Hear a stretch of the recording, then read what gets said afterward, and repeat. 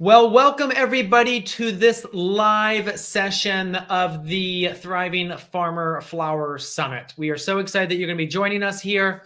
I know a bunch of you will be rolling on here in another couple seconds, so we will kind of make some dead space while you do that because it takes about 30 seconds for the stream to catch up. So I just want to say welcome. Go ahead and introduce yourself in the comments. I know we're live on Facebook and on YouTube, so let us know where you're from and give us a heads up with what your favorite talk of the day was, or what was the one takeaway you had from the presentations today. I know that our traffic today versus yesterday was about 40% more, so we're just blown away by the number of people who are signed up and who are joining us for the summit. So I'm actually going to pull up here exactly how many people we have signed up, because it's every hour it changes with the number of people still coming in, all of you guys sharing that. So I'm going to go here to our the automation basically that kicks in the back end. And oh my gosh, guys, we are so close. We are at 19,906 people signed up for the summit, which is amazing. And I'm sure by the time we finish our live tonight in 2 hours, we will actually be over that 20,000 people. So yeah, welcome. Now, this session is a little bit different than last night. Last night was just Q&A. This session, we're doing a live, well, it's like a pre-recorded training that Greg's put together, and then we'll do a live Q&A with just Greg. Welcome, Greg. And hey, thanks for having me.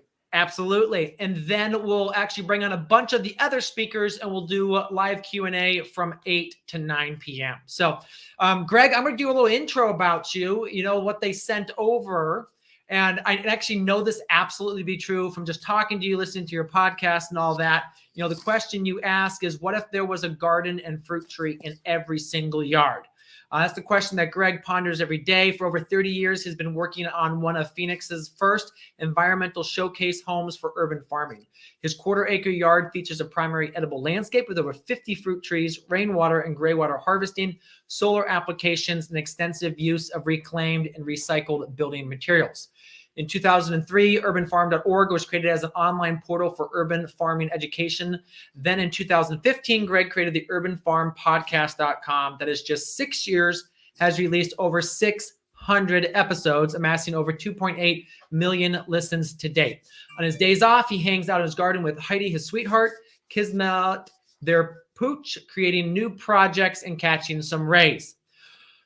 2.8 million. Greg, I'm getting close. I think we're getting close to like 850,000 for ours. Wow. So we're getting there, but nice. Congratulations. You've beat us by 4 years. So right, exactly.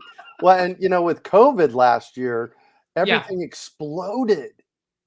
The people's interest in growing their own food just went through the roof. It was like, this is what we've been planning for, Michael, for decades, right? Yes. Yeah, absolutely. All right, well, Greg, we're going to roll your talk then, and it's fabulous. I already gone through some of it, and you guys are really going to enjoy it. Again, Greg is in a very hot, dry environment, so building soil is very difficult. So what he's going to share is kind of what's worked for him over the last, 20, 30 years. So, all right, let's we'll go ahead and share this here, and then I will go ahead and pull us out of it. Welcome, everybody. This is Greg Peterson coming to you from the Urban Farm in the heart of Phoenix, Arizona. I am here to talk about soil today. Healthy living soil is the foundation of a thriving, productive, and drought-resistant garden. And that makes building healthy soil your most important job. And healthy soil has a lot of ways that it looks. So what you're going to get today is my rendition of how to have your plants thrive and have your soil hold a lot of water. Soil serves these main functions. It anchors your roots. It holds your plant in place. When you are deep watering your trees and other plants, that draws the roots down deeper into the soil and makes them sturdier. Your soil supplies your water to your plants. And the healthier the soil farther out from your trees and plants, the healthier your plants are going to be because your roots are going to be able to go much farther out. Healthy soil also provides air to the plant roots. And you might be thinking, I'll have more on that later. It also furnishes minerals for plant nutrition. And most importantly, healthy soil holds all that life that makes your plants thrive. Healthy soil also produces nutrient-dense food. Whether you're growing superfoods or super fun or fruit trees or herbs, vegetables, that nutrient-dense, healthy soil is going to make them thrive. Also, interestingly enough, healthy soil grows bug-resistant plants. Healthy soil smells great. It holds lots of water, and it makes your plants happy. So, here's my question for you. What makes healthy soil? Healthy soil is a mixture of the following 5 components: dirt, organic matter, water, air, space, and everything that's alive in the soil. And for many years, I did this lecture talking about the 4 components of healthy soil. And about a decade ago, it occurred to me, it was like, no, Greg, everything that's alive in the soil is also a component. So here, check out this video on the 5 components of healthy soil. We're going to have this conversation tonight. It's a really important piece of growing healthy food, and that's soil. I say that there are 5 components to healthy soil. Of those 5 components of healthy soil, you have one of them, most likely. Okay? It's called dirt. The dirt is the broken down rock. It breaks down into their clay, or, it's muddy or it's silty, or, but it's the broken down rock. So what we have to do is we have to look at what the other 4 components of it are. So dirt, organic material, water, airspace, and everything that's alive in the soil. Okay, worms, microorganisms, ants, really gophers. I know we don't want to have gophers in our garden, but they're doing a lot of aerating for us. So really all of the life that's in the soil. Everything that's alive in the soil is probably the most important thing. Because nature does these funny things. In nature, there are things that will actually help convert the dirt into minerals that the plants can uptake. So as we're nurturing all that life in the soil, right, that life in the soil is helping us get more nutritious food. So I get this question a lot. How do we create this healthy organic soil from the dirt that we have? So let me tell you a real quick story. My friend Jan calls me a couple of years ago, and she says, Greg, I want a garden. And I said to her, Jan, send me a picture. And what I got was a photograph from Jan, and it showed a garden that was on the east side of her house. So it had an eastern solar aspect, which again means sun up to noon, right? It had a nice garden border around it. The dirt that was in the bed was about 5 inches below the rest of the yard. Luckily, there was no Bermuda or nutgrass in the space. I took those 14 bags of potting soil and I added them to the top of her garden. As we were adding them to the top of her garden, I was watering it. By the time I had all the soil, this potting soil added, she had it all watered, and we planted the seeds. By 7:47, I was done. I was gone. And she had a planted out garden. And it's really fun because I still get emails from her on how great her garden is doing. So what I want you to notice about this is that I didn't do any digging. We dug nothing. There was nothing to dig here. What we did is we let the plants do the work for us. If you have a garden and it's full of dirt, okay, it's highly compacted dirt, and you add organic potting soil, compost, mulch, anything that's of an organic compost nature on top of it, and you water it, here in about 2 to 3 to 4 weeks, if you dig down to the bottom of your organic compost, it's going to be wet and soft down there. So by the time the roots hit the dirt down there, it's going to be soft enough and the roots are going to go right through it. So that was me talking at one of the local yoga studios about 5 or 6 years ago. And I just want to cover a little bit more in depth some of these concepts.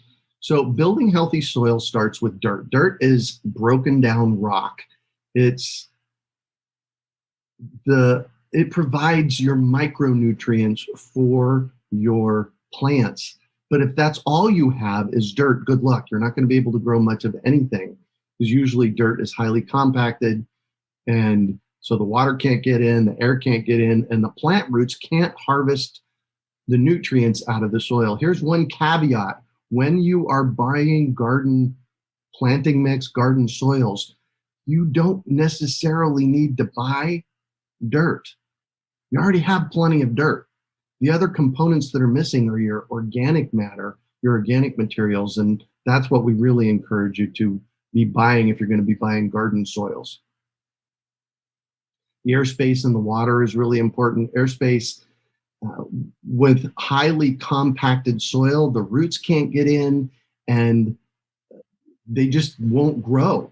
I don't know what else to say about that. And compaction causes lack of organic materials, general lack of soil attention. Walking on it causes compaction. Treating it like dirt and eliminating weeds as pioneers. I'm going to talk about that in a little while. So let the weeds grow to a certain extent. The other thing I want you to consider is, where does your water come from? How many sources of water do you have? City services generally contain chlorine. So if you're going to be watering your garden with chlorinated city water, you're going to want to make sure you figure out how to filter that out, because what's chlorine in the water for? It's to kill anything that's alive in the water, any microbes or anything like that. So if you're using that on your gardens, that chlorine is going to do exactly the opposite of what we want it to do, which is have the microbes thrive. That chlorine will have a negative impact on those microbes. So just pay attention to that. Other places water can come from: rainfall, gray water, condensation from air conditioning, well water, river, lake water. Make sure that you spend some time on your property and discover where your water is coming from. And you might be surprised at how many sources you actually have, especially if you're using gray water. Gray water is free. Gray water is any water that comes out of your drain in your house, except kitchen sink and your toilet. And it's legal to use in a lot of states for your landscape. Also a note, I want to make sure on my property, any water that's coming toward me, I make sure that I capture it on my property. Soil is improved by adding organic matter. The real solution for fixing broken dirt is add lots and lots of organic matter. And that organic matter is really what holds that soil in place. It builds all the organic matter. It has the bugs and microbes thrive. We're going to talk about that in a little while. And all of this organic matter also feeds the living components of the soil. Soil building also affects aeration. It builds in space for the roots to penetrate. It builds your water holding capacity. That's the big piece, especially in the desert, is how much water can your soil hold. The more organic matter, the more woody mulch, the better off you're going to be. It reduces soil temperature. It increases nutrient retention. I just can't say enough about all of the great things that healthy soil will do for your garden. Plus, it makes your food taste amazing. And I love this next picture. This is Elaine Ingham. You can find out about her at soilfoodweb.com. She has done an amazing job of understanding the soil food web. So everything that is alive in your soil is called the soil food web. And healthy soil is the, capital T, secret to healthy plants. And in order to have your soil thrive, you just feed it, water it, and protect it. Just treat it like any other organism. The living components of soil are visible organisms, like ants and bugs and snakes and gophers. The microscopic organisms like mycorrhiza and fungi and that kind of stuff, and some misunderstood organisms, which we'll talk about in a minute. But this is a picture. I was so excited about this. This is a picture of a garden that I installed a few years ago at a yoga studio here in Phoenix. And I will often get emails and phone calls from people that they say, "Oh my gosh, I have mushrooms growing in my yard. How do I kill them?" The bonus is that if you have mushrooms growing in your yard, you're doing something right. And what we've done, what you're seeing here, is mushrooms in mass growing in this garden. So if you have mushrooms, you are in the bonus round for sure.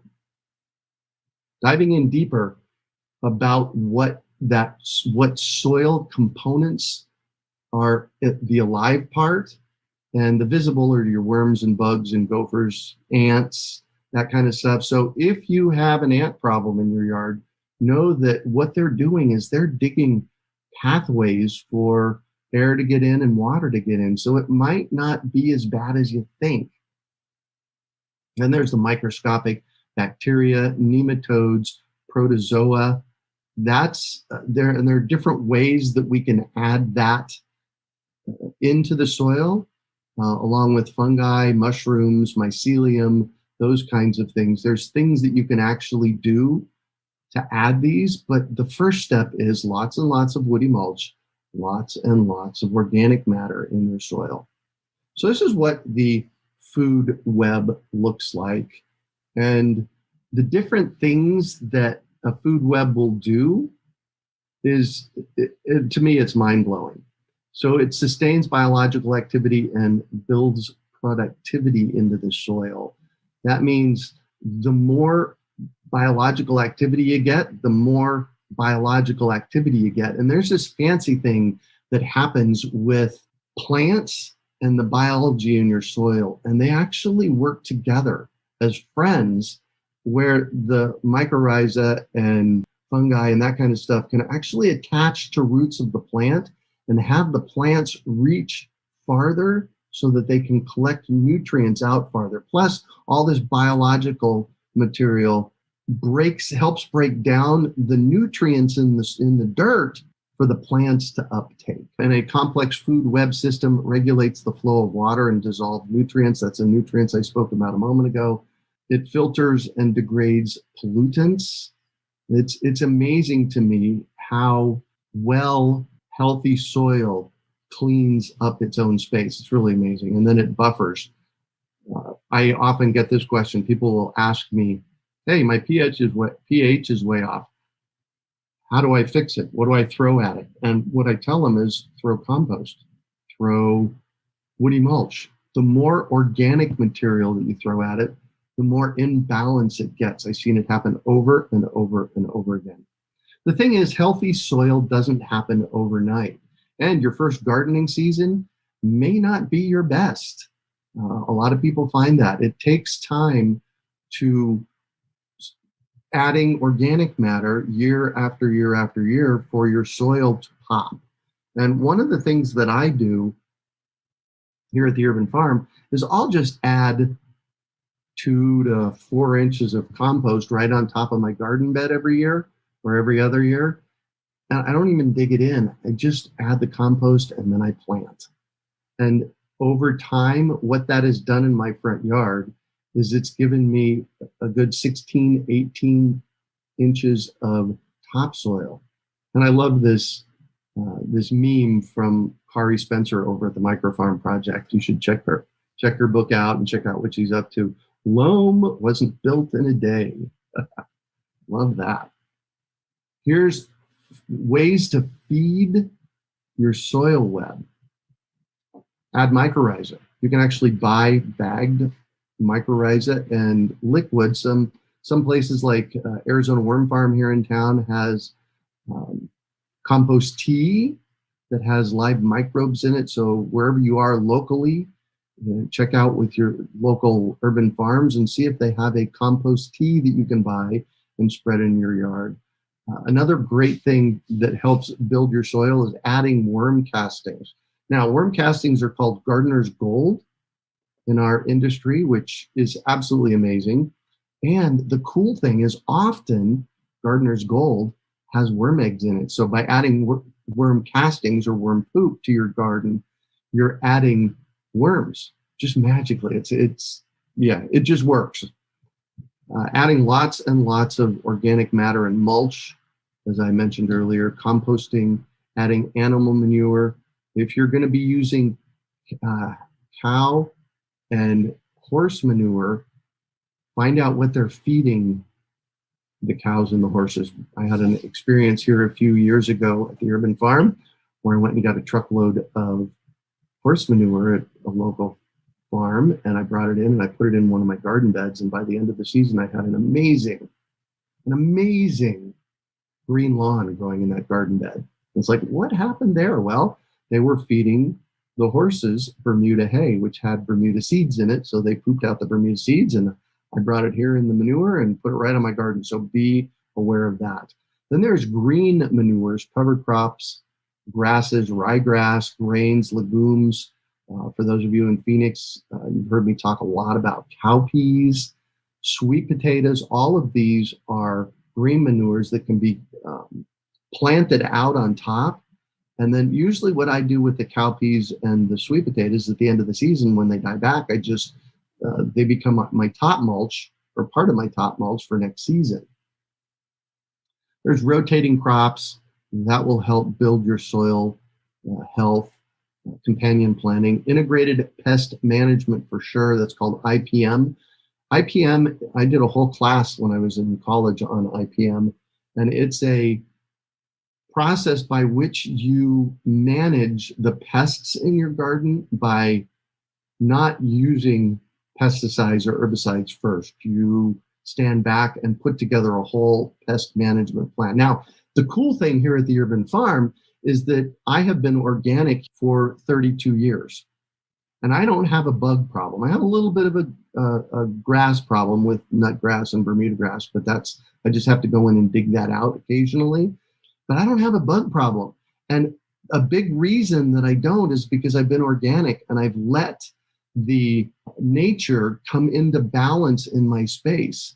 And what we're finding is that with Janice's presentation that she did on the conversion of her backyard from dirt to a lush green landscape in just a little under 4 years, is that she's done it all organically. And for the most part, she doesn't have a bug problem because she's been doing it organically. So think about that as a good possibility.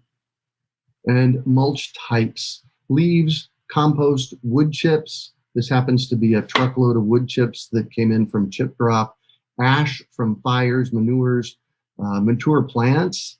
What I will often do here at the Urban Farm is what we call chop and drop. That's basically cutting the branches and then dropping them right on the ground. That's something that we in gardening called hugel culture.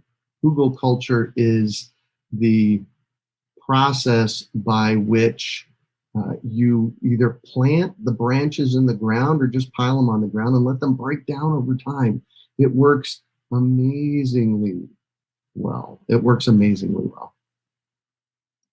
Here's a little lesson on mulch versus compost or planting mix. And this is really an important piece, because that stuff on the left in the picture, that is mulch.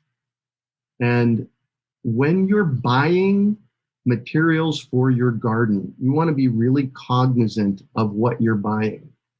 And I have my fistful rule. Grab a handful of whatever that they're trying to sell you, deliver you for soil for your garden. And if there's more than about 10% of wood and leaves and stuff like that in that is mulch.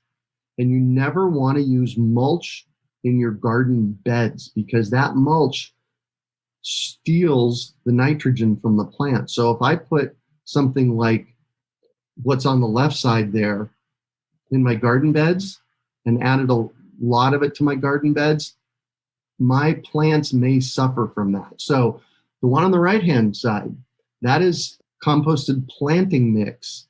And if you look at it, there's a couple of sticks in there, but not much. So you really want to be cognizant of what you're putting in your garden. We always suggest that around your tree basins, you're going to see a picture of this here in a minute, around your tree basins, add lots and lots and lots of woody mulch. In your gardens, add lots and lots and lots of compost and planting mixes. And really for long-term success, what you want to do is grow your soil like it grows in a forest. And in that fistful that you're seeing there on the screen, you see all that white stuff. That white stuff, that's the mycorrhiza, that's the mycelium, that's the life in the soil that we're after. Now, this was in my backyard about 4 years ago that I took this picture, and this is just leaves and woody mulch that I put in a basin around a tree. And what we're doing here is we're growing our soil like a forest. And in a forest, the leaves fall, the branches fall, animals come along and leave a deposit, it rains. And over time, what you get is this amazing soil. It's absolutely amazing soil. So grow your soil in your garden like a forest. And those leaves that everybody's throwing out, go get them. Now, in my fruit tree program, I have something called the 6-6 rule. The 6-6 rule is a 6-foot diameter basin, 6 inches of woody mulch. And if you're growing really any kind of perennial trees or bushes, this is a really great idea on what to do. Now, the one on the left, that's about 6 feet. It's a long, skinny one. The one, and that's a Mineola growing in that basin, by the way. That's also the basin where my water from my outdoor kitchen sink falls. And then the one on the right, that's more like a 4x4 basin. And that tree is has thrived over the years. It's at least 5 times the size it was when I planted it 5 years ago, because we planted it right and we added lots and lots of woody mulch. Using organic top mulch, you build the soil on top and let the roots, what you'll see is that the roots come up from below, and there'll be these feeder roots that come up from the bottom. Add your wood chips, mulch, or compost directly to your beds. But the top mulch is in gardens is with compost. In the orchard, you want to top mulch with wood chips. And I can't say this enough. It is the single most important thing that you can be doing, is adding lots and lots and lots of organic matter in the form of compost, planting mixes, woody mulch. That builds really healthy soil for your superfoods. I also want you to take in consideration the soil strata. And in my garden bed out front, one of the things that happens is I'll add, and I've been doing this for 30 years, this particular garden bed, I'll add 2 to 3 inches every other year of compost on top. And what I found in my garden bed is that section A of this graphic, thank you, Wikipedia, section A in my front yard is, like I said earlier, 16 to 18 inches thick. And when I start a new bed here at the Urban Farm, that section A could be maybe a 1/2 inch thick. So that's what it's done for me over the years. And tilling is a quick way to destroy the strata and the life in your space. So the longer you build the soil, the longer you add woody mulch, the longer you add organic matter, the thicker the section A of this graphic is going to get. Check out this video that we filmed in the front yard here at the Urban Farm, and we've been adding woody mulch to this bed for several years now. Here I am in the front yard of the Urban Farm. I've been working here. I'm a little sweaty, and I want to talk about soil and something I do around here called chop and drop. The chop and drop, basically what we're doing is we're taking branches with leaves on them and just throwing them. We're cutting them off and throwing them down. This helps build the soil down as well as adding woody mulch. So once we get done with our chop and drop, one of the things I've done over the past decade in this particular bed is added lots and lots of woody mulch.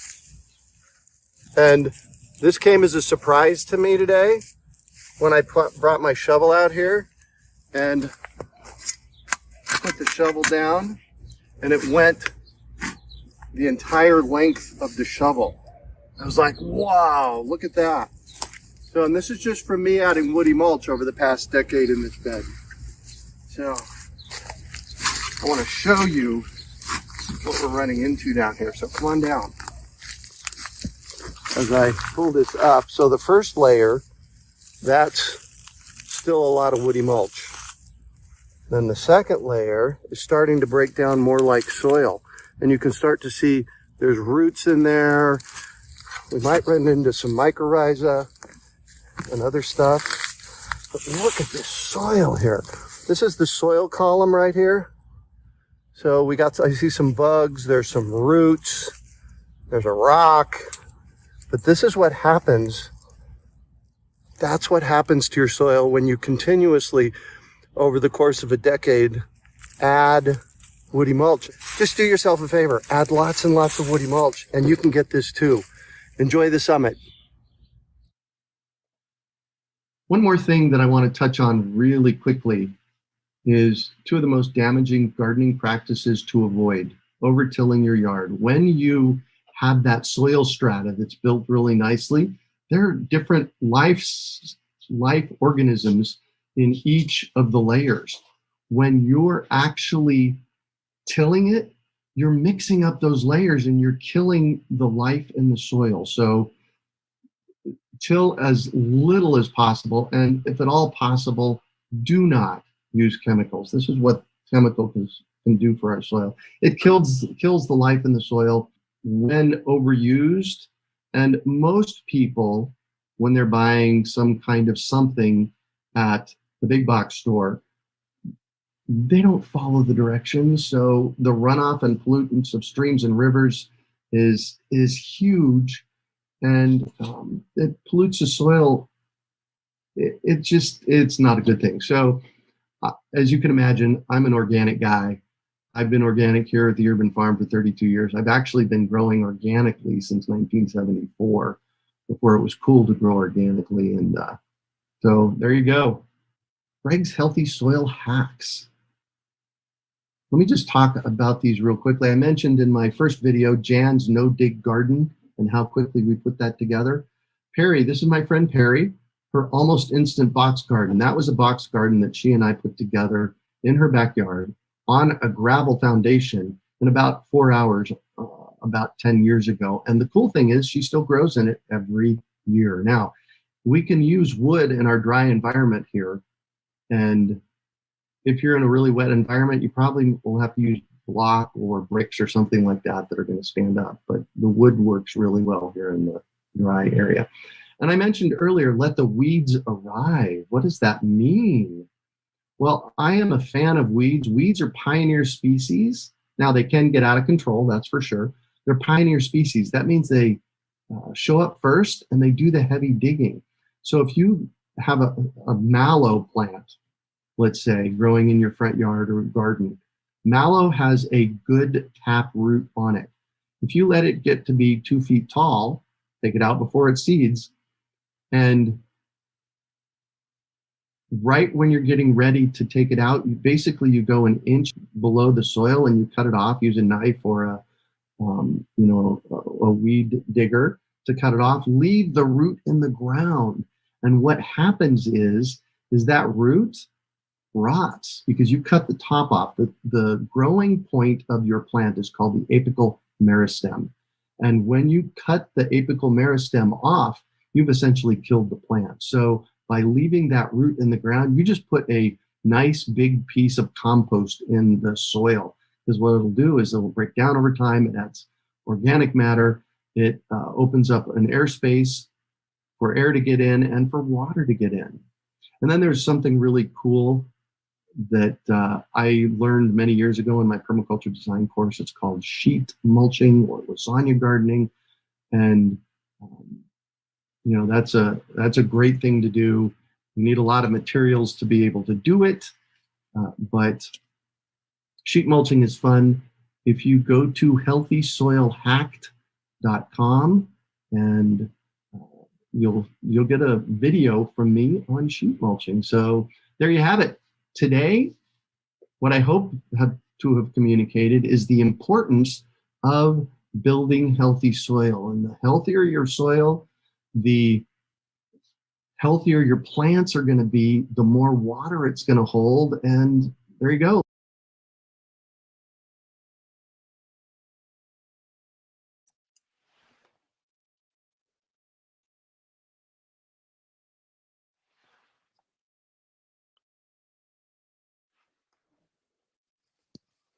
Michael, you are muted.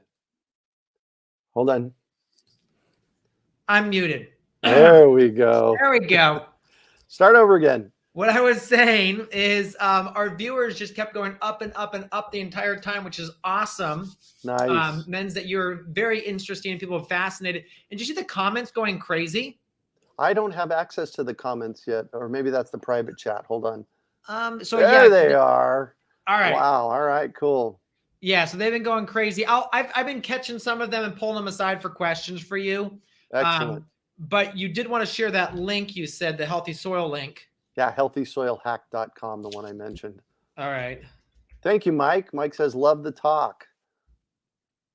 Healthysoilhack.com. Yeah, I worked at the, somebody said, I'm getting some kudos for that. What a great presentation. I worked at my nursery all day today. We have a seasonal nursery that we do here for fruit trees. And, you know, it's okay work and I'm outdoors and like that. And I told my team, wow, I get to go home tonight and talk to the Flower Summit people. That's really my jam. I just love being, you know, in a place where I can share this stuff because it's so important. Mm-hmm. Yeah, it is. Tasha said this was my favorite today of the whole. And we had like 11 different presentations. So yeah, absolutely.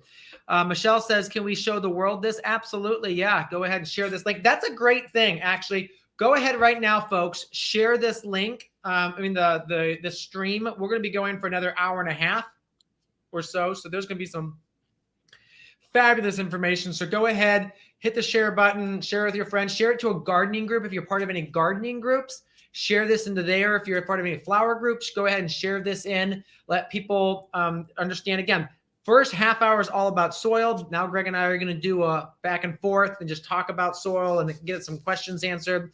And then we'll do a Q&A with a bunch more of the speakers. I'm excited about that. Today. So yeah, we've got 418 people watching right now, which is absolutely phenomenal. Nice. Greg, here is a question. Let's say, let's say you don't have a yard. Let's say you're looking for a place. Do you try to find a place with really good soil, or do you just buy something and just know that you can create the soil of your dreams if you work at it? Well, I mean, ideally finding a place with really great soil is awesome, but in my experience, that rarely happens. So then it just becomes our job to, build great soil. So one of the services we offer here is we offer rototilling for folks. Oh, and a couple of the new neighborhoods around here literally are cobbles. I mean, my rototiller, it's a 30-inch tiller. Yep. It's about 800 pounds, and it was just the whole time because there's rocks all over the place, because basically they just plow the subsoil and just lay it out and throw grass seed on and expect to be able to do stuff with it. So, but I mean, right there, that 30 minutes was, if that's your problem, this is how to create that soil. Yeah. Is there ever too much biological activity? You did mention some of those gophers and moles. Oh yeah. Well, there you go. Yeah, gophers and moles are challenging, that's for sure. And if you have them and you're planting, say fruit trees, you have to put in a wire cage so that that the gophers and moles don't come and take out your plants. So if you have gophers and moles, you have a challenge to work through.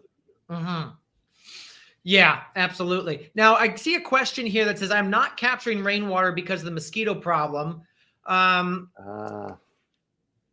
So they're using city water, but I would say, Greg, that there's a lot of easy ways to deal with mosquitoes in rainwater if you're capturing it. Well, yes. And rainwater harvesting tanks are the most expensive part of the system.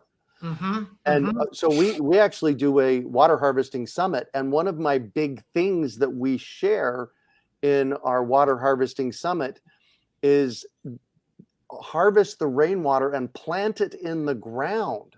So basically what you're doing is you're directing the rainwater into your landscape where you want the water, and then you landscape around that. So you're actually not putting the water in tanks. I have 2 rainwater harvesting systems here at the urban farm in the backyard. Yep. The one on the south side, the one on the north side is a $2,500 tank. The one on the south side is an $80 water directional system. And I harvest the same amount of water off of both of them. So I'm a big proponent of directing the water where you want it and then planting around that. That's really the solution. Yeah, no, that's absolutely great. Oh yeah, and PJ says no room for tanks would cost over $24,000. Exactly. So you still have that rainwater hitting your roof. Put it in your yard where you can use it. Yeah.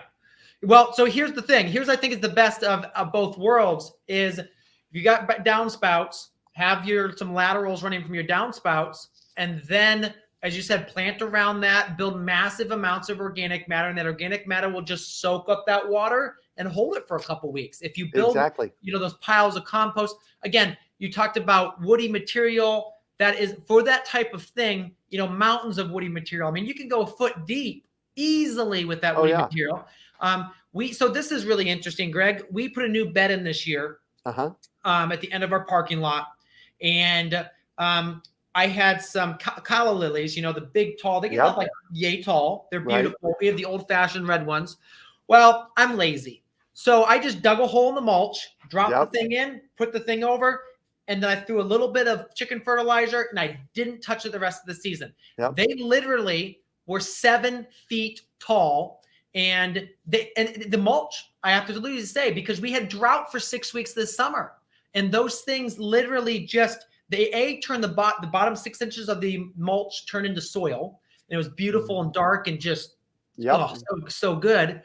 So yeah, everything you're saying, it works, and I would highly encourage people try to get that rainwater and push it into the mulch, and that will help store it if you can't afford the big tanks. But a 50-gallon drum is a great place to start. Exactly. And when you put down 6 or 8 or 12, and my buddy Jake Mace, the vegan athlete, put down 3 feet in his backyard. It at that interface between the dirt and the woody mulch, within days, literally days, it starts breaking down into healthy soil. Yes. And Jake, with 3 feet of woody mulch in his backyard, within 2 years, had a jungle in his backyard. Because what we're doing is we're just looking at it like a forest. Because in the forest, leaves fall, branches fall, all that stuff, and nature happens. I did notice somebody mentioned landscape fabric. Avoid it. Landscape fabric, there's no need for it. If you need to block some weeds, definitely cardboard. But landscape fabric, it doesn't break down. It's made from chemicals. It's, just. So let's talk this, because that's something I think I've seen this question a couple times. All right, I've got a blank yard or I've got a hay field. How do I get started with creating garden beds or farming beds? Yeah. It depends. So if you have a large space like Jake Mace did in his backyard, and a lot of time, again, he went to chipdrop.com, ordered free wood chips, and over the course of 2 years put down 3 feet. And over the course of the next, year or two after that, it made amazing soil for him to grow amazing food in. So that's one way of doing it. I did see somebody ask about the hay fields. What I would suggest with the hay fields is when you harvest the hay, shred it and put it right back into the soil. And over time, that'll help. For garden beds, like I mentioned in Jan's garden in my video, for garden beds, we just added, like 8 or 10 inches of planting mix. It was a small garden bed, and then I planted. And as I said in the video, the roots do the work to start mixing it. And over time, you get down past the planting mix, you'll get this amazing soil growing. One of the things we have to remember is nature takes time. If we give nature the right tools, nature will do amazing things with it. And this is permaculture talking. Yeah, and actually, it reminds me. Today's sponsor is AgriGrow, and the product that we use from that is called Ultra, and basically it's 400 different microbes. So basically, it helps jumpstart anything in your. Greg, I am one of those that I'm the most suspicious person of. When someone says, "Well, I got this magic thing that'll work for you," so I said, "Well, you're gonna have to give me some product, and I'm gonna have to use it." Yeah. Well, we were sold very quickly. The dollars and cents worked out. $6 a product. We got, I think it was $1,300 in profit from the $6 in profit. And again, this was where we're keeping exact records every single day. The crew was scanning the QR code, putting their harvest records in, and all this stuff. So we've got the empirical data for it. But it blew our mind about how well it worked. But again, something like that, you can use that type of product, or you can go out to the forest floor, grab some of the flora and fauna. Put it in and mix it and start making some. Go ahead. Yeah. Greg. One of the greatest things, and in my neighborhood, it's fall, winter here now, and people are raking leaves and putting them in the trash. I go harvest those because one of the best kind of compost you can get is called leaf mold compost. Yes.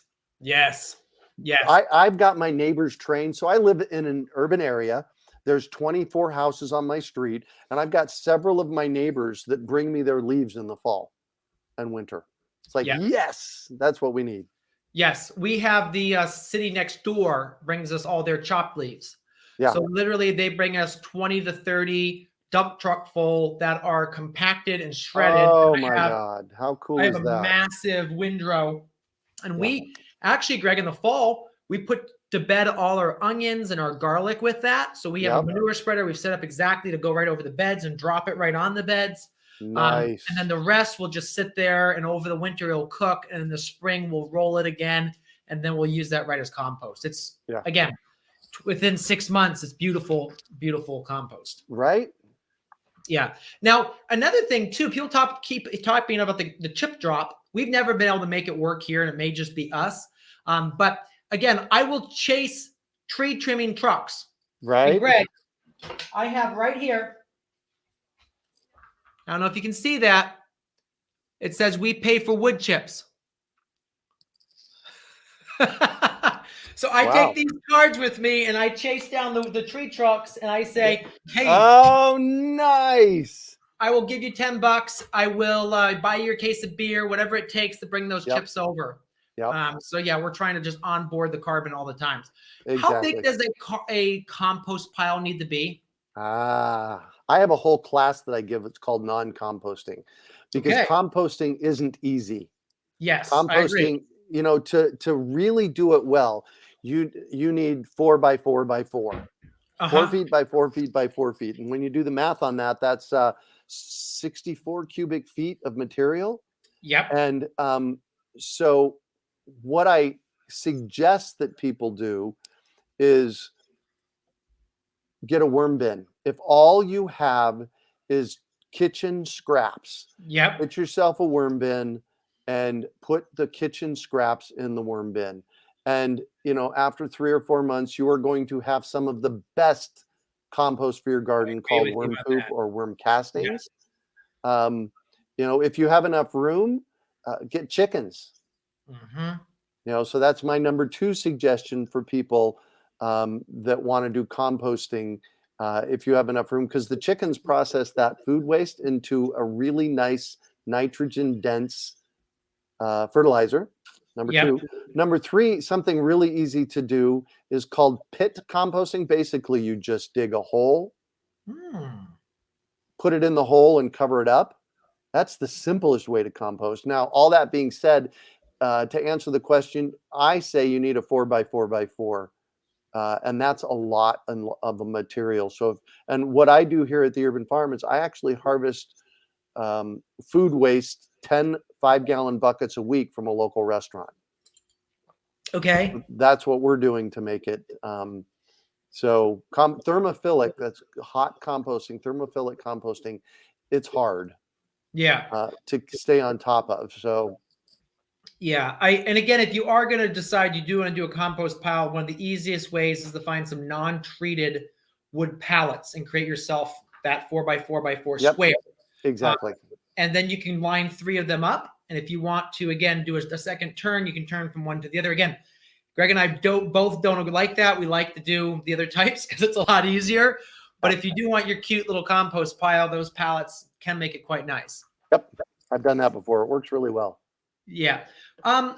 Okay, so you do talk about wood chips. You talk about the thing of not putting them in your beds, but putting them around. Give us a little bit of clarity on that, because I know that's something that, there's the back to Eden garden styling people. There's so many different thoughts about that. I want to hear from you. What's the proper way? Yeah. Well, so first of all, the proper way is whatever works for you. And what I tell people all the time is I have been growing food for over 40 years. I've killed more plants than you have, most likely. Not on purpose, but it happens. Yes. And what I share with people is what I have discovered that seems to work best for me. So then I share from there. Then I share from there. And yeah, after all that, I'm blanking on what your question was. Yeah, so the chips in the garden beds, on top of the garden beds, around bigger plants. Perfect.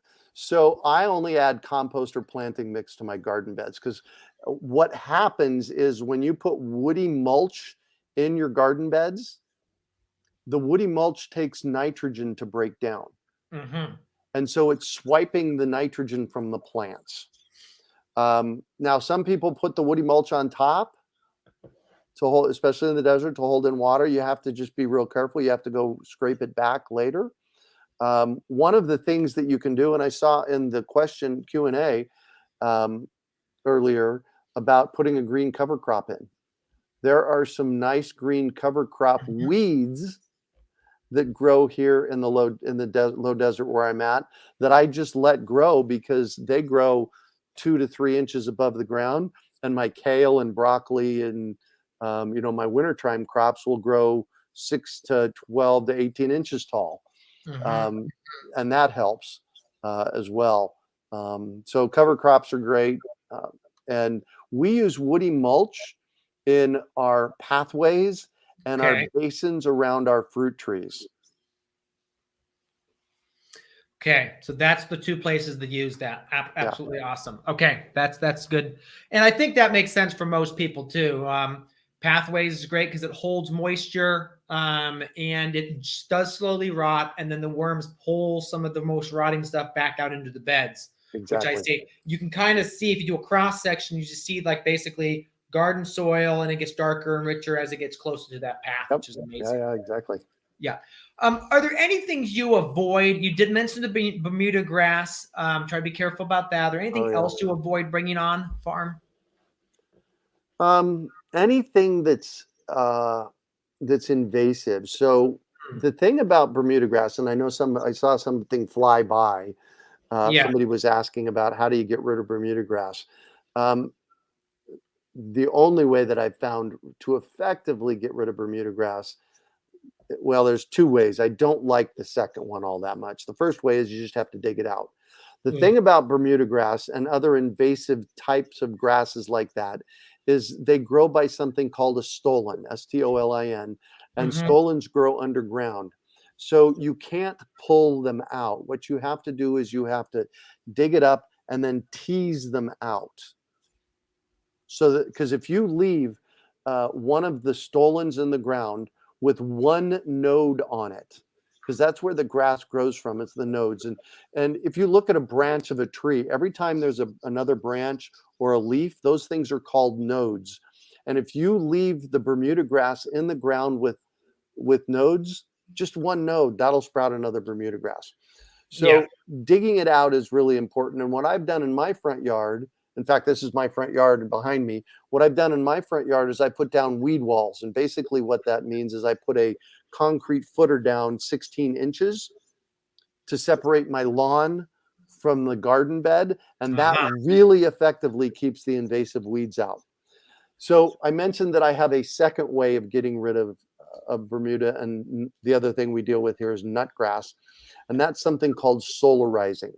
Mm. What I do with solarizing is I'll till a bed, either with a pitchfork or a tiller, so it kind of fluffs it up, and then Yeah. you put black plastic down, and I typically do this in the summer, and that will, and I put black plastic down for 2 to 3 months, and that basically cooks the top layers of the soil. The reason I don't like that is because it kills all the microorganisms in the soil. So then you have to use, that Yeah. product you mentioned or some other mycorrhizal product to re-enliven the soil. Yeah. Yeah. Yeah. Absolutely. And though it's those rhizomas weeds are the worst because you get an annual weed like a Yep. pigroot weed or like an amaranth. Well, pigweed and amaranth are the same thing. I'm just trying to think of the other ones that are really annuals around here. I mean, buckwheat can be a weed. We've got some annual grasses around here. The annuals are relatively easy to get rid of. It's those perennials that basically hide underneath the soil and then pop up wherever it's convenient, which are just so nasty. Right. I see that Amy says St. Augustine grass will override Bermuda. Yes, actually, it will eventually choke it out. It just takes time. So if you're patient, Yeah. I have half of my front yard that's got St. Augustine and virtually no Bermuda in it. So, Yeah. and that's just looking at nature. That's using a natural system. The other thing that you can do with Bermuda grass is shade it out. It doesn't grow under trees. So if you're putting in fruit trees, it's not going to, eventually when the fruit trees pull a total shade in place, it's not going to, not going to thrive. Someone's talking about mugwort grass. Yeah, I don't know what that is. I'm just looking it up here just to make sure I know. Yeah, we don't have that one, thankfully. Right. We have something called Creeping Charlie, which is a winter annual. So basically, this time of year, it's in its glory. It cannot get frozen out. It will not die. It just grows everywhere. Outcompetes even the strawberries in the field. So there's some major amounts of weeding that needs to be done. But that's an annual. It's a biannual. Well, it's basically a winter annual. So it germinates in the fall, basically grows all winter, flowers this time of year, seeds in February, and then dies. That actually it stays as long as it can in the spring. So it's it's kind of nasty. But yeah. And that's so the solarizing will really help with seeds, in your beds for seeds like that. If it's dropping seeds in place, solarizing will help a lot.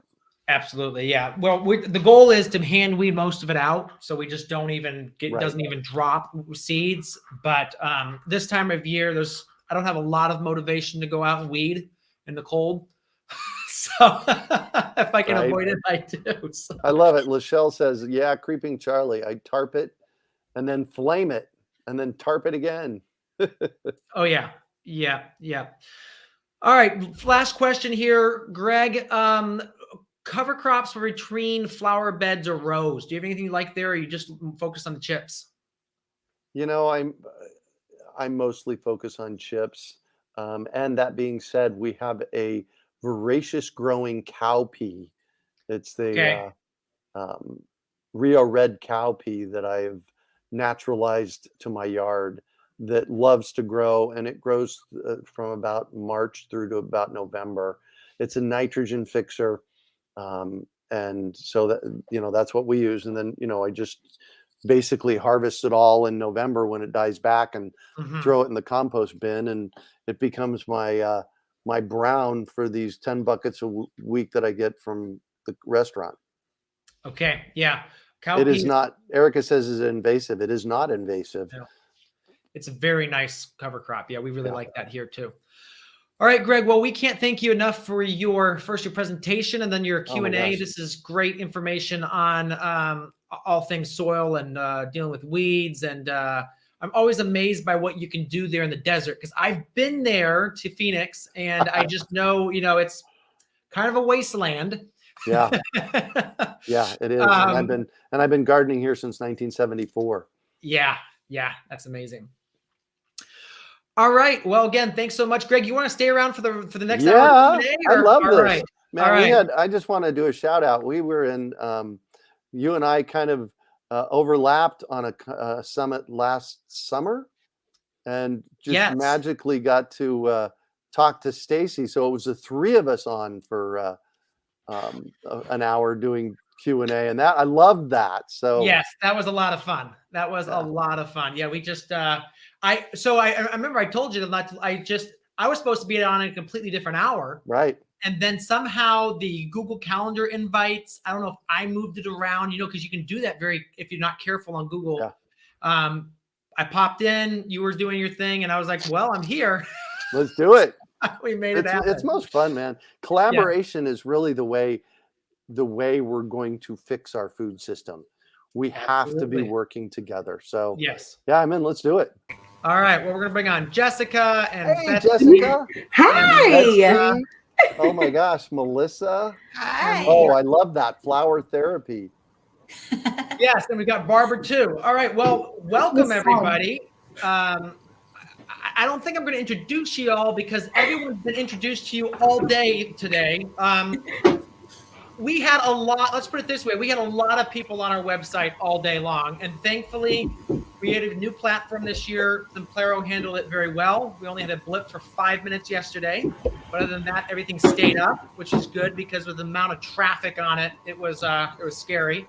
But yeah, and I did want to give a shout out to our video editor too. So, that's something I'm trying to do is just make sure I mention the team, but our video editor has been working for the last 12 weeks to make sure every single presentation is absolutely perfect. And they do a lot of work behind the scenes, adding pictures, cutting, blending, fixing sound, fixing color, make sure the presentations are the best. So again, we couldn't do without him. During this, he's in the Philippines. Philippines got hit with a cyclone, and his whole village lost their power, their internet, their water.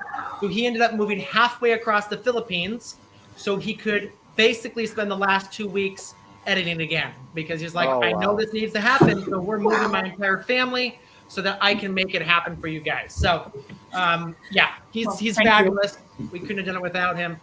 But obviously we had to have the content, and that's where you all fabulous speakers come in. So, well, all right. So tell me, what about, anyone have any takeaways from seeing the comments today or the any of the talks?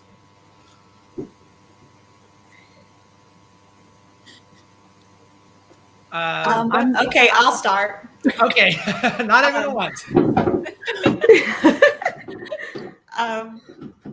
Okay, so this is a little thing, but it's these little things that make these summits worth it. I was watching Christy's presentation on lean farming this afternoon, and she was showing how she labels her landscape fabric. I've literally had fabric sitting in my field for 3 months now that has been pulled off a bed, but it's laying right next to that bed because I want to label that it came off that bed so I can put it back there next year. And I just haven't moved it because I haven't figured out how to label it, but now I know. Okay, yes, those little things, you're right, are what all of this is for, is to get those little tiny nuggets labeling the cover. I did see that slide, and I was like, that's pretty sharp. Genius. Yeah. All right, Betsy, you next. I will say what I loved is that we didn't all stay in our little silos.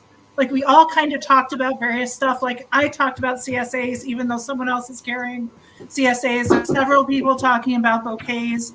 And we're a community. We're not in competition. And I think that's what makes it so special that we're doing. And I love hearing everybody's voices. And I am going to try some of the bouquet things that other people are doing. So awesome. Jessica, and then we'll go to Barbara.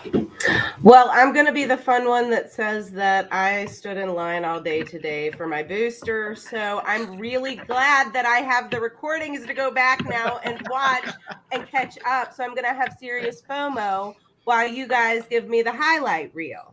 Okay. Yes. Well, I'm just grateful I have that resource. And Yeah. I can tell you that from day one, I already have way more notes to digest. So being able to jump back into some of the talks and remember exactly what I was hearing. I'm really, really grateful for. Yeah. And I think another amazing thing about the summit, again, we're very intentional. We take 12 months to pull this thing together, but we try to make sure that we have talks at every single comfort level. So that obviously, you know, there's the ones that are like high level, so that the serious people that have been doing this, you know, 6, 7, 8 years, again, love to say, oh my gosh, yes, that little nugget right there is going to change my farm. But then so also the beginning farmers do not feel overwhelmed with, you know, super high level stuff. So yeah, Barbara, are you able to catch any of this today's talks? Yes, and that exactly what you were saying. There's so many different levels and different topics, and I love what Betsy said about community. It's just been so wonderful watching the different presentations. It's been fantastic. Yeah, absolutely. Well, I want to get to some questions here, folks, as we sure have had a lot rolling in here. Let's talk a little bit about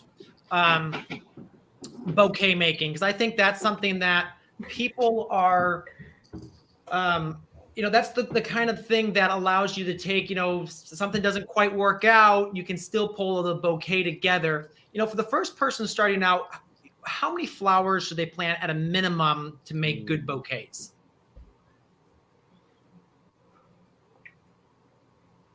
Man, I would say that I really like to see in our mixed bouquets, when we were first starting out, we had about a dozen different ingredients. So really trying to think about focal flowers, trying to think about filler ingredients, thinking about things that move and will catch eyes, never overlooking your greenery and counting those stems as well. When I first started doing bouquets, I was scraping from my yards to try to fill in the gaps. So I think we can start there.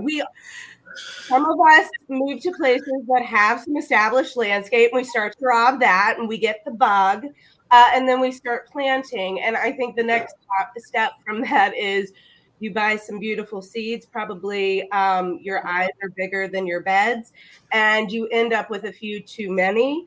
So it's trying to find that sweet spot in the middle. And it's different for each of us too. So, you know, trying to think about doing the math, how many bouquets do I think I can sell in a year? Yeah. These are kind of the different ingredients. And like I said, we kind of stick to the basics with a focal and a filler and some airy and then greenery, and figuring out how many stems you want of each. It is like baking a cake. We're making recipes and working off of that. Betsy, I'm gonna go to you next. Yep. Okay. And I would just go with what you said, because it's really following the categories and not really stem numbers.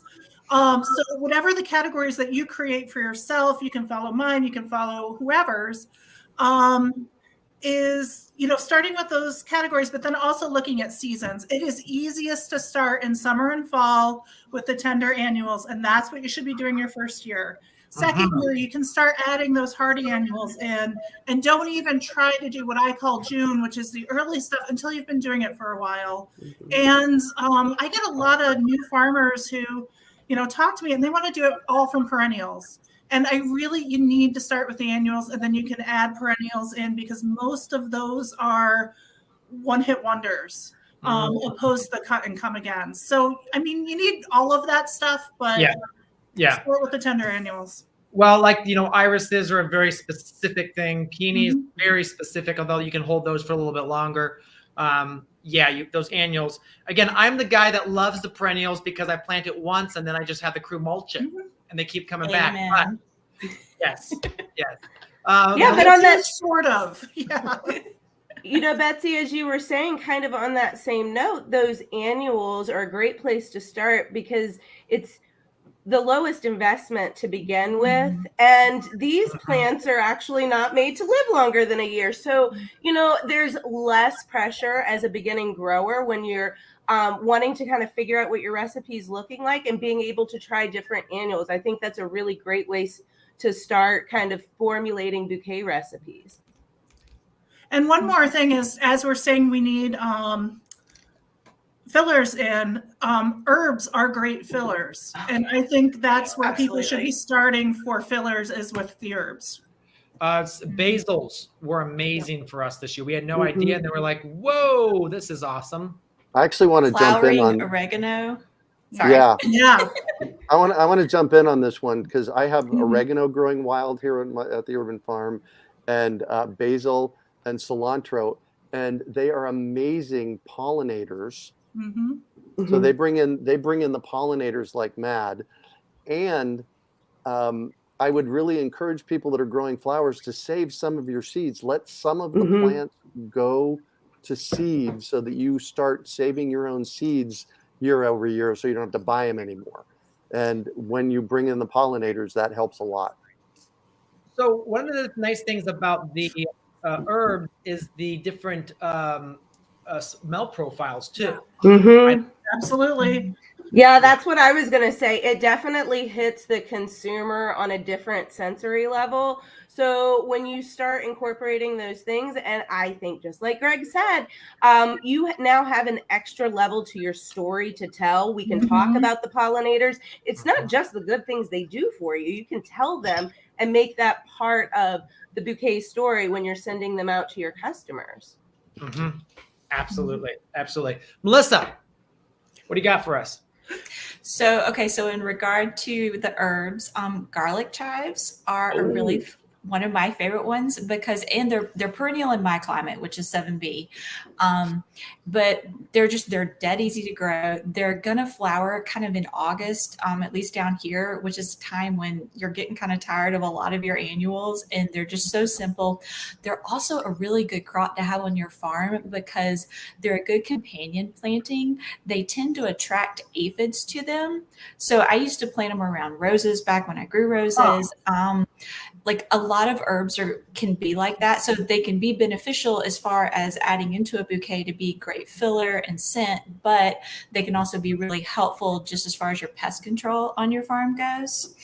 Also, I was going to add in regards to what Jessica was saying about like having like focals and fillers and then, some kind of fun, whimsical type things. I know, especially if you're kind of like in the warmer half of the US, there's this thing called the June gap where they're like all your spring stuff is done and your warm stuff hasn't started. That's where number one, perennials come in. And there's a lot of seed grown perennials that work in that little gap there. And I would say start with those if you want to start with perennials, like yarrow's a really good one in that one. Penstemons are fantastic there. Yeah. But that's also in time where it's hard to find focal flowers. So one thing I've learned to do is take a couple of those filler flowers in your bouquet, like take, say, 3 stems of a Cosmo or something like that, and bunch it together, and it becomes a large enough mass that it actually makes a filler flower. Works pretty well. I do that with daisies because they just get lost in a bouquet on their own. But if you put 3 to 5 together, you have a filler. So yeah, I totally agree. Okay, this is good information. I tell you, I made some bouquets this year that I was like, well, but people bought them, so that's all you need. Yeah, when I was in college 20 years ago, I farmed my front and backyard here in Phoenix. In fact, that's my front yard right there. You can see all the flowers that are there, and I used to take the bouquets. I just fresh cut flowers in the front yard and take them to the farmers market on Wednesday, and first thing to sell out. First thing to sell out. And they were pretty pricey. It's a high dollar crop. So Yep. All right, guys. I'm going to let you all laugh at me. Here, I'm going to share that picture of some of these bouquets I made. It was Halloween in August. Wow. Fine. Not laughing. Great. There's no laughing there, dude. I love them. Great. Do you see the corn tassels in them? That's the best part. Yeah. Oh, nice. Listen, I think you did great. And then giant foxtail. That's giant foxtail right there. And then, but yeah, we grew way too many of the giant marigolds. And then obviously the one I said, the basil, the dark opal basil just was incredible. Anyway, there we go. Yeah. So we had fun with it. Again, it's something that for me to do bouquets is not practical. It's completely unpractical. So we need to find someone that can do them well, because I need to stop doing that. But they're fun. They are fun. They are. And my 6-year-old loves it. That's her, like, we actually ran as an ad a picture with her. I don't know if anyone of you guys saw the picture of her. I did. I can, yeah. She was right adorable. Yes. Yes. Aw. She's adorable. Yes. So And that stock looks beautiful. Hey, Michael. Yeah. Michael, Yeah. there's a business for her in a couple of years. Let her do it, man. real. She's, Hey, I will say she is the sales machine for our farm. I don't know if you follow our Facebook page, Farm on Central. You will see her typically during the season. She would once or twice will do a video tour of our farm bus. And so she'll walk around. She'll tell exactly what's going on. She'll give you little recipes. She'll tell you what she's excited about. And people say they come just to meet her because she's now a local celebrity. I So, love it. nice. Yeah. so yeah.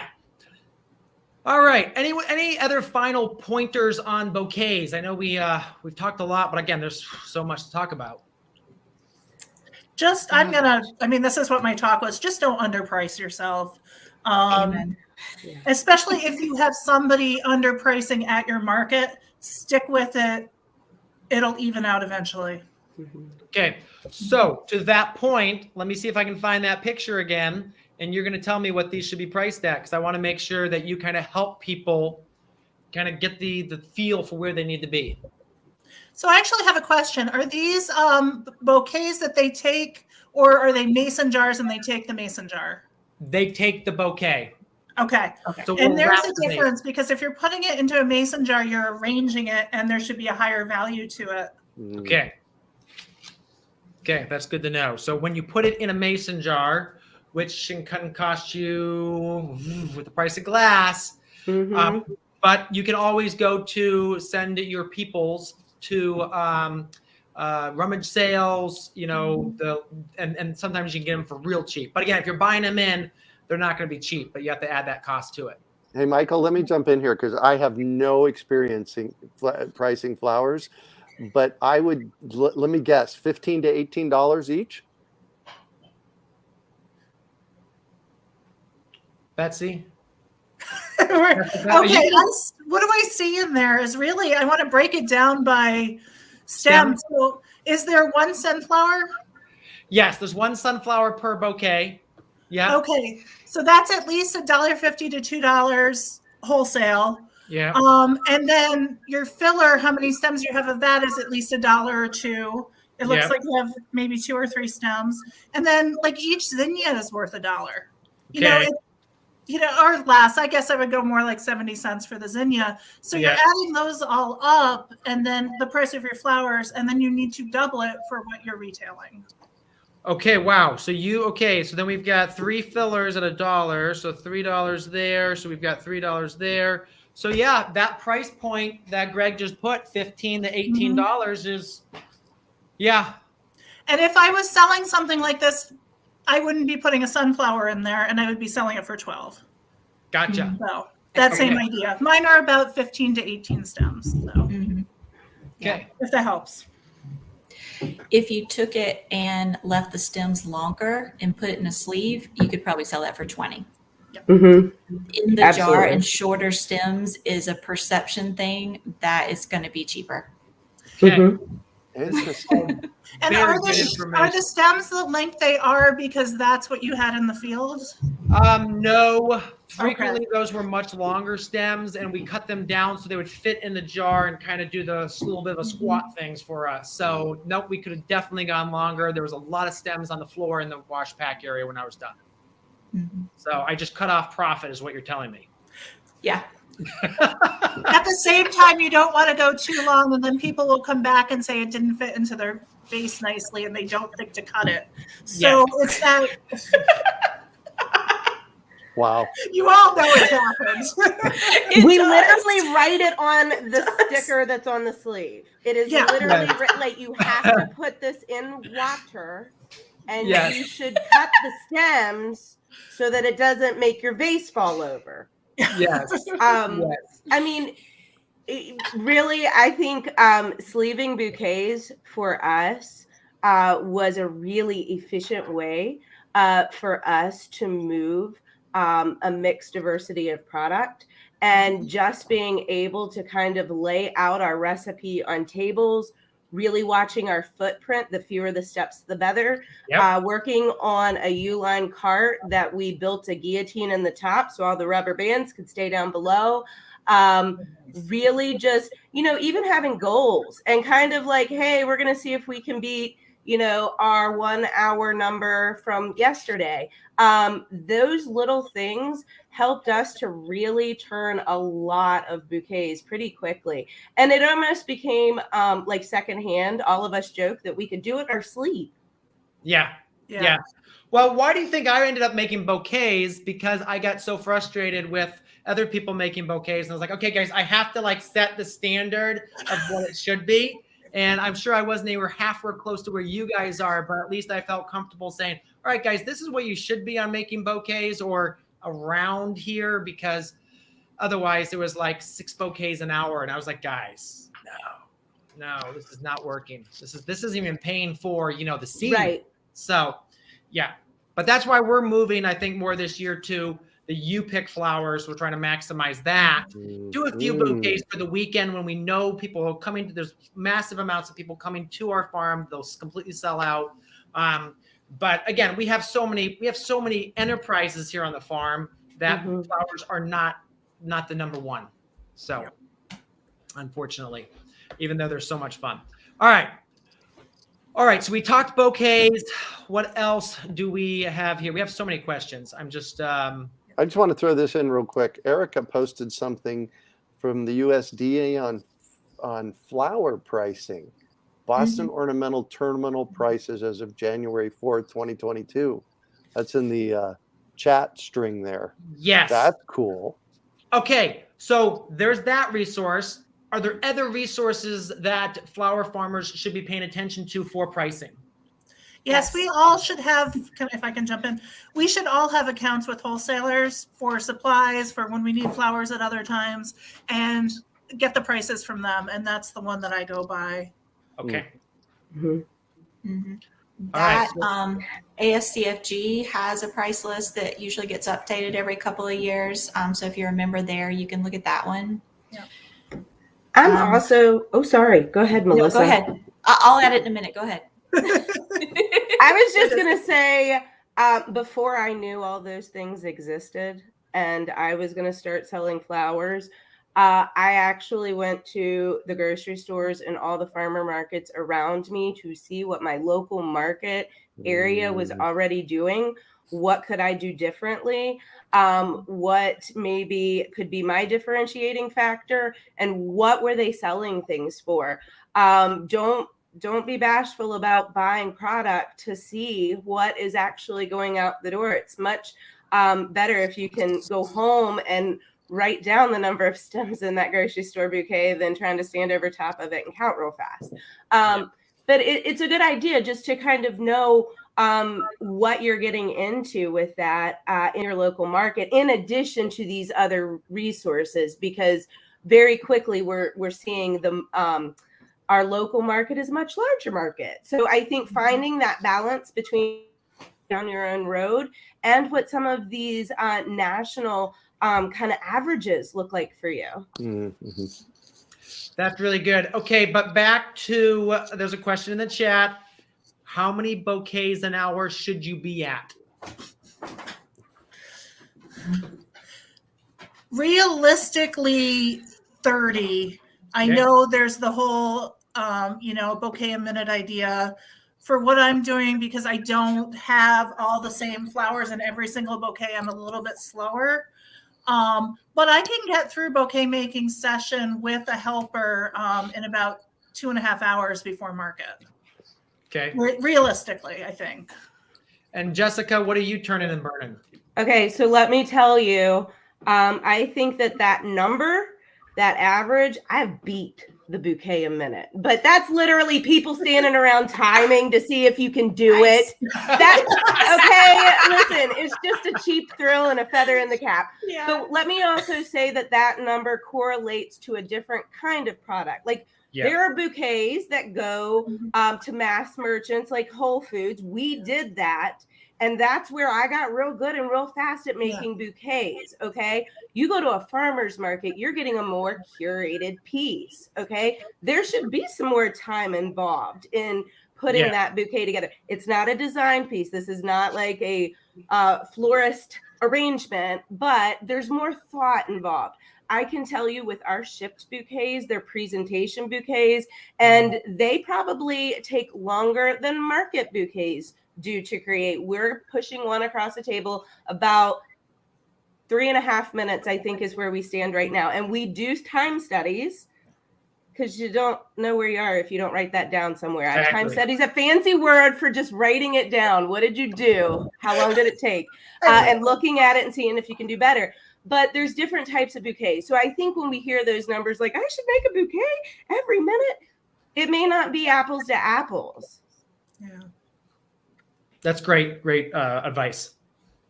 Yeah. Jessica, you just made me feel good because my average is like 3 to 4 minutes on those presentation bouquets. See, it takes a while, girl. It does. Here's another great question. How much growing space does one need to be sustainable income earning flower farm? That's a loaded question. Can you That's such a variable. I mean, what is sustainable to you? Are you farming because you need to make your full living off of it? Are you farming because you want it to pay for your retirement, to pay for a vacation that year? I mean, I guess your number one goal is you need to figure out the answer to that question, like what's your number, and work backwards. That's how I've done it for years. And the thing is, it's not really a set amount of space because, you know, somebody could take 1 acre and make 100,000 off of it.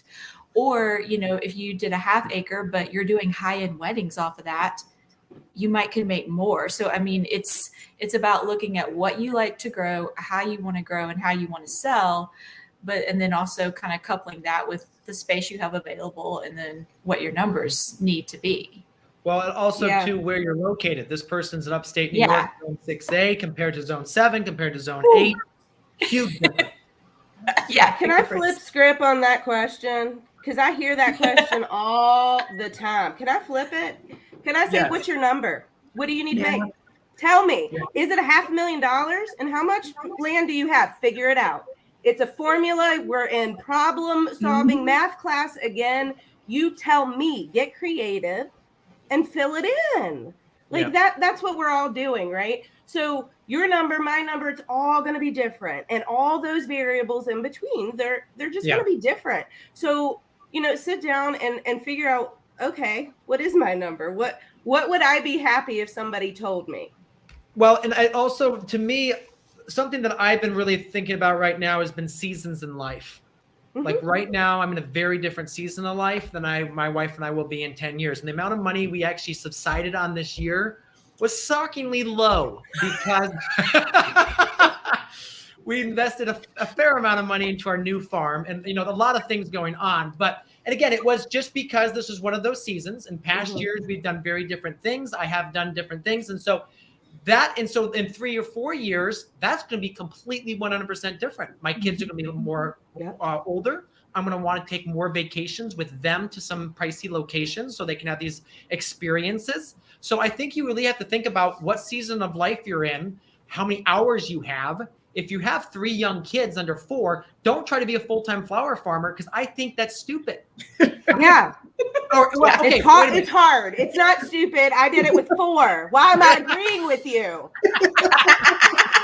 Well, okay, let me clarify by saying don't start a flower farm trying to do it full-time with 3 young kids. I mean, if you've got it, you're growing into it, then yes, it's a lot more manageable. But again, my wife and I are like, when we found out in December last year, we were having a third child. We were like, whoa, we're crazy. But You just got to do those things. And thankfully, she is the calmest, chillest baby like I've ever seen. I mean, this thing just lays there and coos at you for hours at end. So thank the Lord for that. But I think, to kind of wrap that, and then again, that sustainability / how much acreage, we could spend an entire 4 hours talking about this because that is such a big thing. And there's so much to unpack there, but it comes, I think what you said there, it comes back to what type of flowers you're growing, what your skill level is, if you have covered space or uncovered space, you are in the country, or what your market is. And I'm sure there's other variables too that we could look at. Greg? Helps if I unmute. I get this question all the time for people wanting to grow food. And one of the things, they come to my place, and my place is incredibly biodiverse, and I grow hundreds of different things here. And they walk into it and say, oh my gosh, I'm overwhelmed. And so what I tell people to do is start with one thing, pick one thing. If you want to, and I don't grow flowers, I'm not a flower farmer, although there's flowers in the yard. If I was going to do that, I'd pick 1 or 2 kind of flowers just to start with, or 1 or 2 kinds of vegetables or fruits to start with, and find a community table at a farmer's market. That's the simplest way in.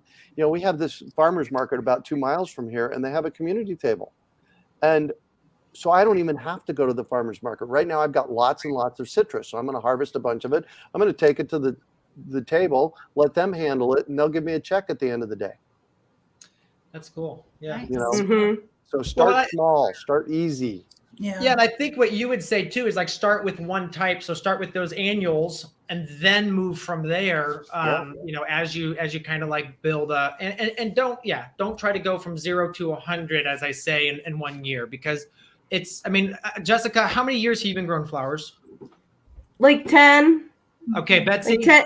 That makes me feel like I am mentally 15. So that just I started at 5, guys. I started at 5. I worked on someone else's farm for a season, and then I've been doing it for 5 years. So, and then I have a comment, but go ahead. Okay, Melissa, how long? It's my 10th year.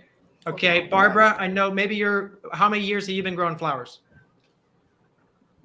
Oh gosh. Well, I grew up on a farm, so all my life, but on this property, almost 15 okay. years. So yeah, I just that's all I'm going to want to just say was it takes the journey. And then back to Betsy, because I know you had a comment. And just my comment is I'm never going to get bigger than an acre intentionally. I'm never going to have a staff. I am never going to be shipping to a distribution center because I'm doing this for very personal reasons, for health, family, all of that. I want to do this, but I want to do it in a way that I don't have to do everything, which is why I focus just on market bouquets. But I do some other stuff too. But it is possible to make money doing this if you have that number in mind and know that, okay, each year I'm just going to keep maximizing the space that I have and using it better and improving my soil and all of that. I can still stay small, but I can make money at the same time. Yeah. So. I had a flower farmer on my podcast maybe a year and a half ago, and I'm drawing a blank as to who it was, but I remember she very specifically told me she had 10 acres and then she went to 1 and she's happier and makes more money on 1 acre than she did trying to manage 10. Yep. That's a massive common problem we see all the time across all types of farmers. I mean, I think vegetable farmers are really good at it. Flower farmers are the same way. But they're like, well, I started on a 1/4 acre. Well, if I do it 20 times bigger, I'll make 20 times the money. In fact, I saw a farmer this year. His story didn't end up too well, but he was like, well, I was expecting the farm my first year to pay for my mortgage and to let us live off of and I was just like, dude. Right? Gosh. Unfortunately, there was a lot of things that went wrong. But I'm just like, no, you can't do that. You can't do that. Yeah. You just can't do that. Start super small and take on one thing a year. My husband keeps telling me to lose less money.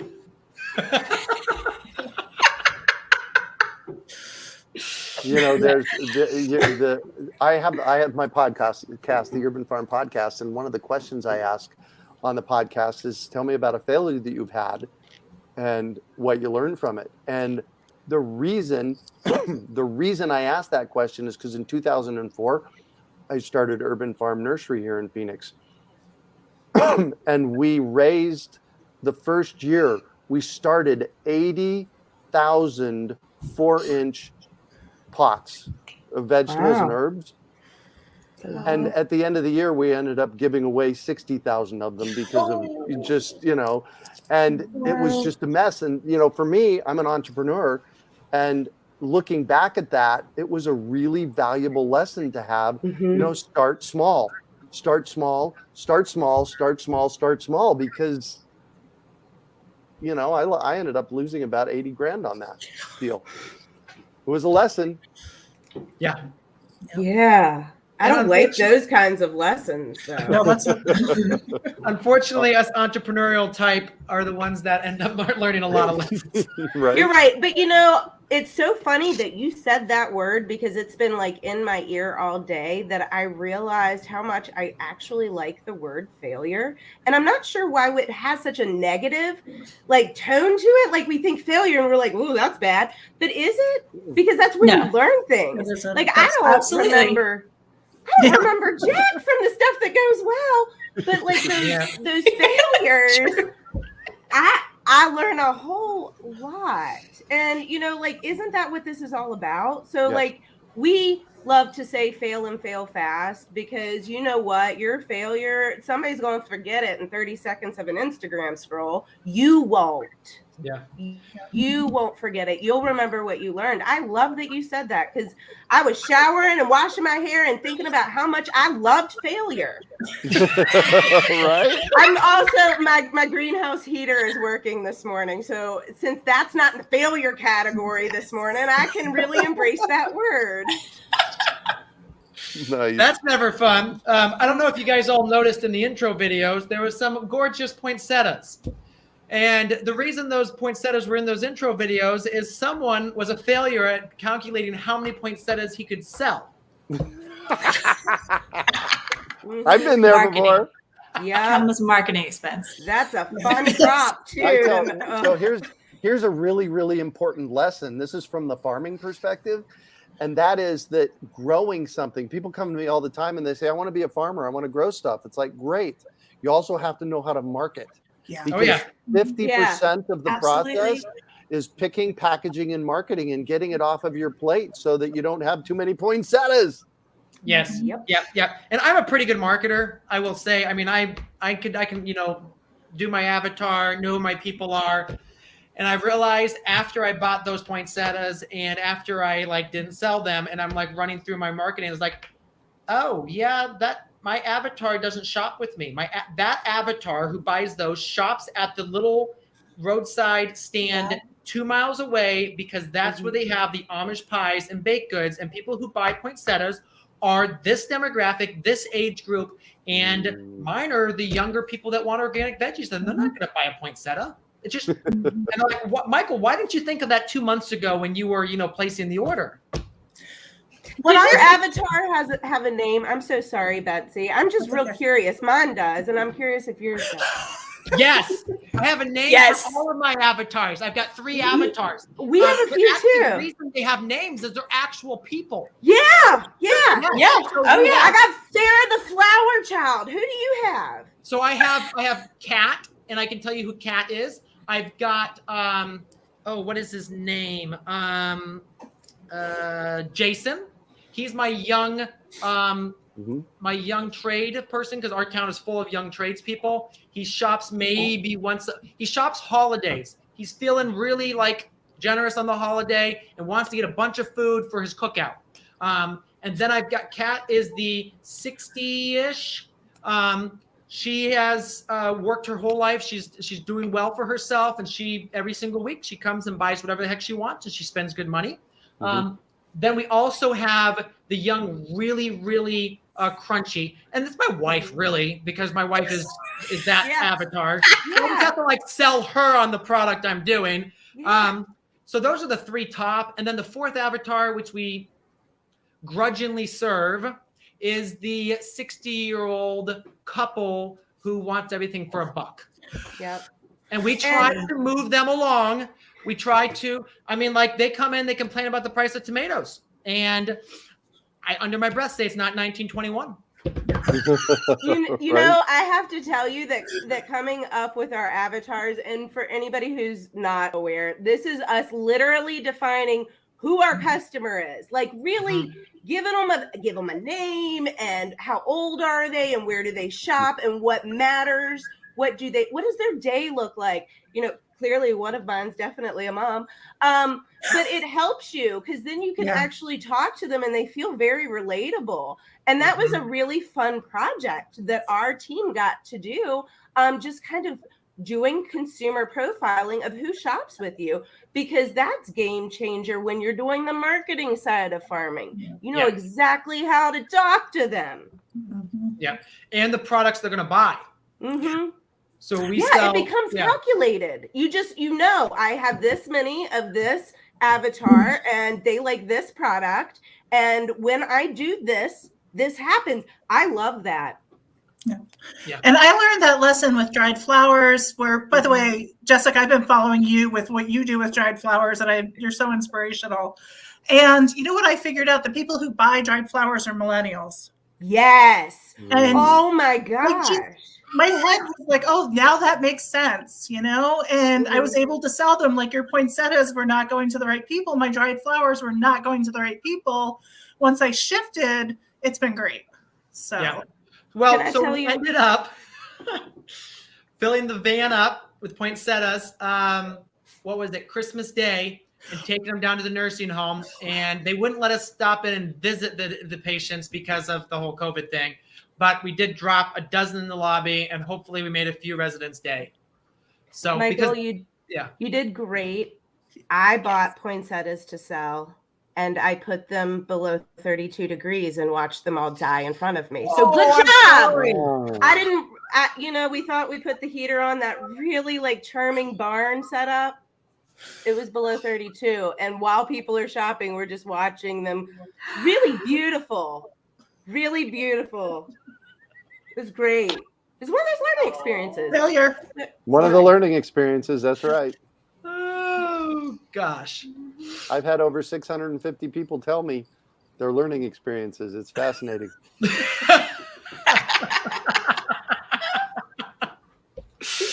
Oh, gosh. Let's talk succession planting, because I know that's obviously the one where you make it or break it, because you can't have holes.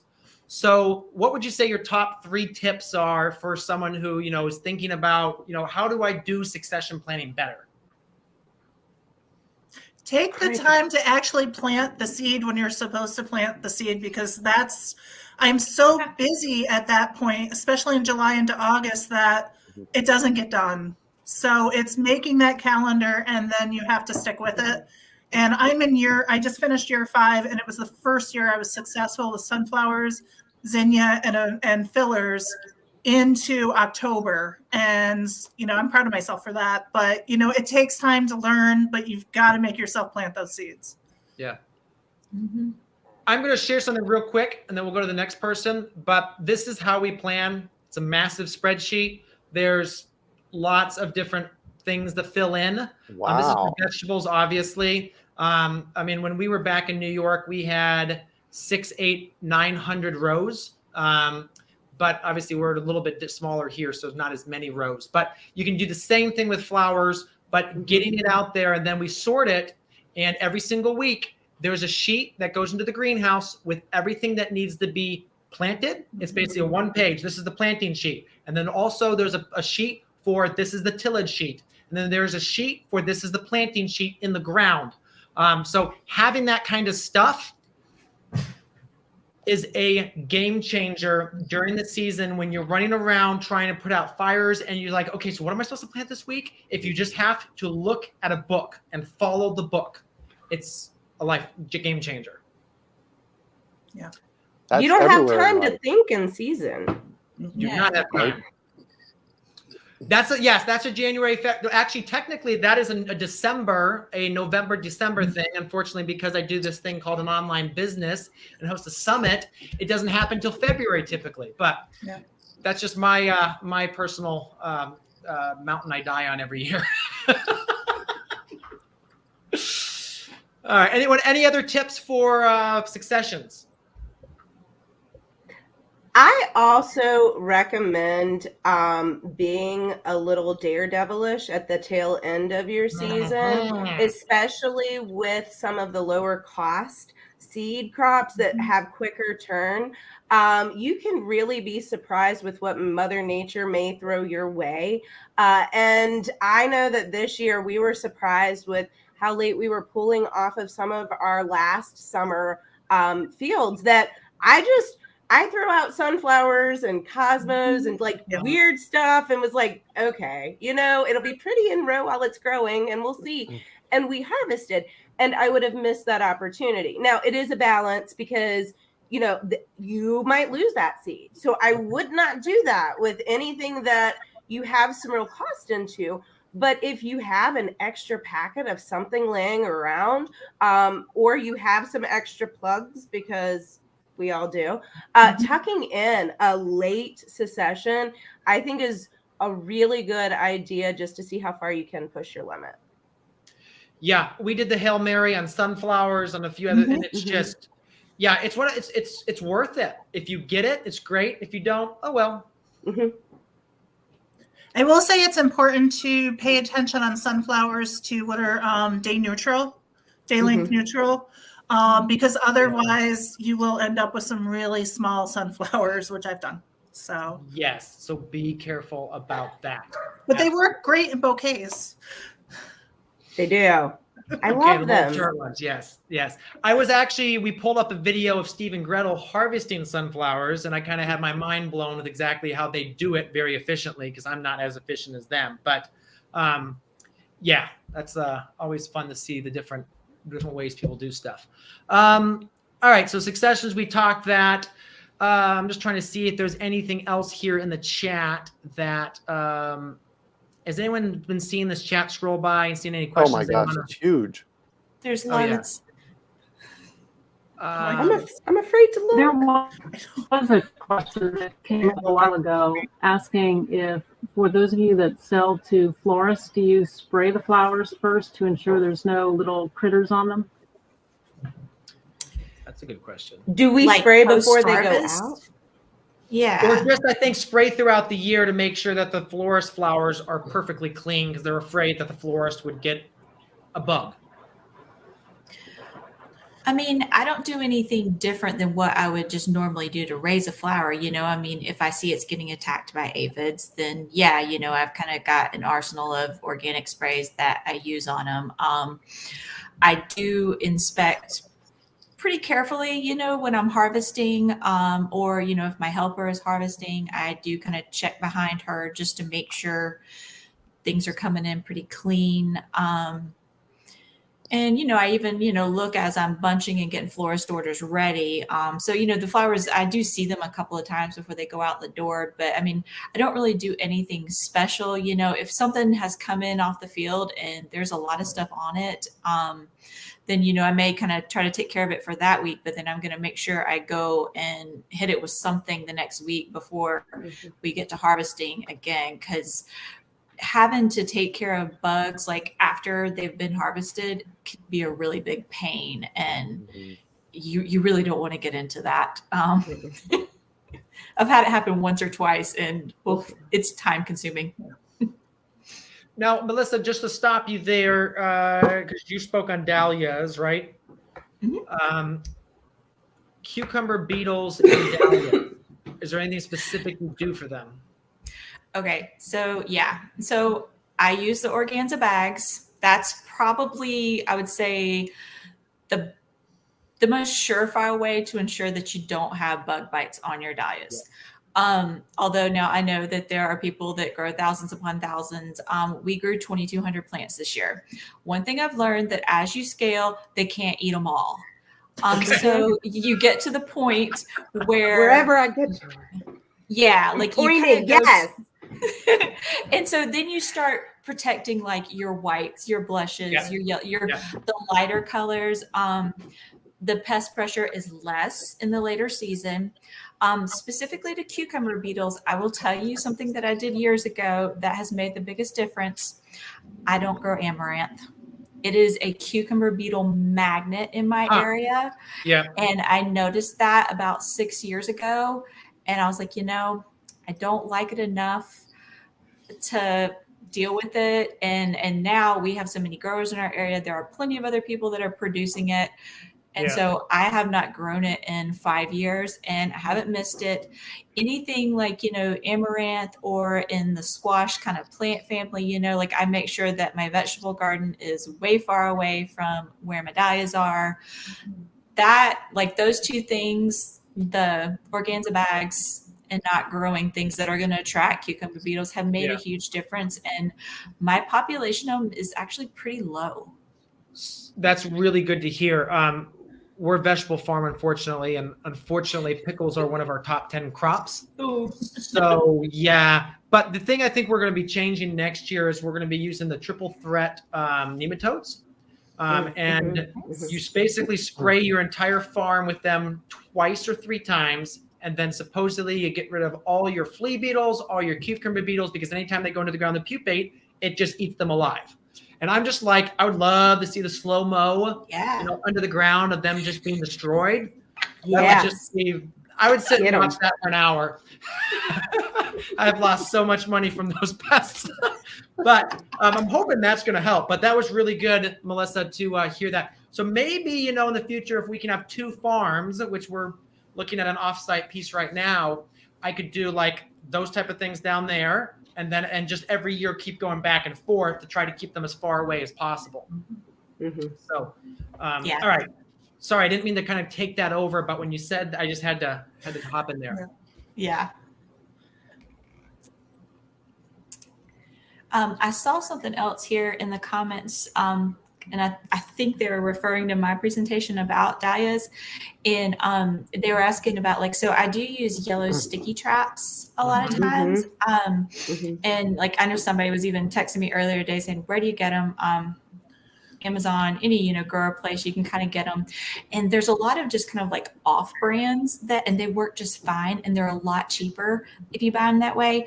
I buy a larger size and I cut it in half and then use a hole punch and zip tie it to your stakes. You can tie it to your netting, those types of things.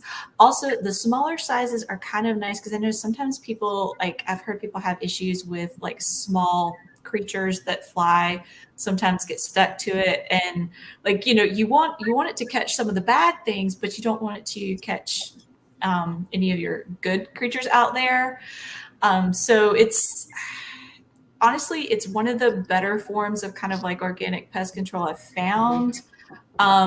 And I guess the way I look at it is nothing is perfect. Even if you're using organic spray, it's still killing some of your good bugs. The only way you're not going to kill anything is if you just don't spray and don't do anything. But unfortunately, that's pretty unpractical if you are growing a crop for production. I tried it for a couple of years and it just doesn't work. So I wish it did, but it doesn't. But let's see. Yellow sticky traps for tunnel growing. I've had it catch small birds. I've never had it catch small birds. I have had it catch small, tiny lizards. Now I'll tell you what I'm going to do this year to see if maybe this fixes that problem. So instead of zip tying it tight to the post, I'm going to make it loose so that it moves. Because I'm hoping maybe then, if something like a lizard jumps on it, it's going to move. They're going to be like, oh, don't want to stay on there. But we have a lot of leaf hoppers around here. And it is one of the most effective things that I've ever seen at catching those.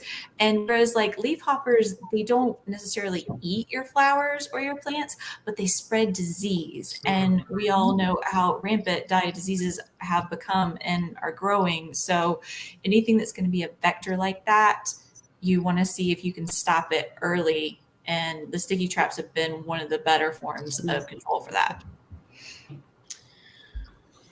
Gotcha. That's good feedback. I've got a new question here. Favorite long-lasting prolific filler flowers for each of you? Gosh, I think they're asking for the Holy Grail. Gosh. Wait, what was that? That was like Yeah, 3 say it different again. qualifications. Yeah. That has a higher resume than me. What do we need to have? Favorite long-lasting prolific filler flowers for each of you? Okay. Okay, can I throw a new wild one in the mix? It's a perennial, and I really liked it, and I used it as a filler, but it was Amsonia. And it has a dusty blue kind of firework flower to it, and really cool foliage. And again, it's a perennial, so it fills that one little gap. But it was blue, and it's a perennial, and it's a small shrub. So it didn't take but a couple of plants to get a whole bunch. If you know me, I still planted way more than that. But Amsonia, I think that is a beautiful, probably up and coming perennial. This will be year 3 for it here on our farm, and it just keeps getting better. So how do you spell it? Oh man, come on! I'm just trying to pull it up for folks. You go to Google. Yeah. And what I Googled was not a flower. Listen, I'm so glad to hear you say that, Jessica, because I planted some of that this fall. Oh my gosh, you're gonna love it. Seriously, Yes. I love it. Cool. Okay, I got it. It's Amsonia.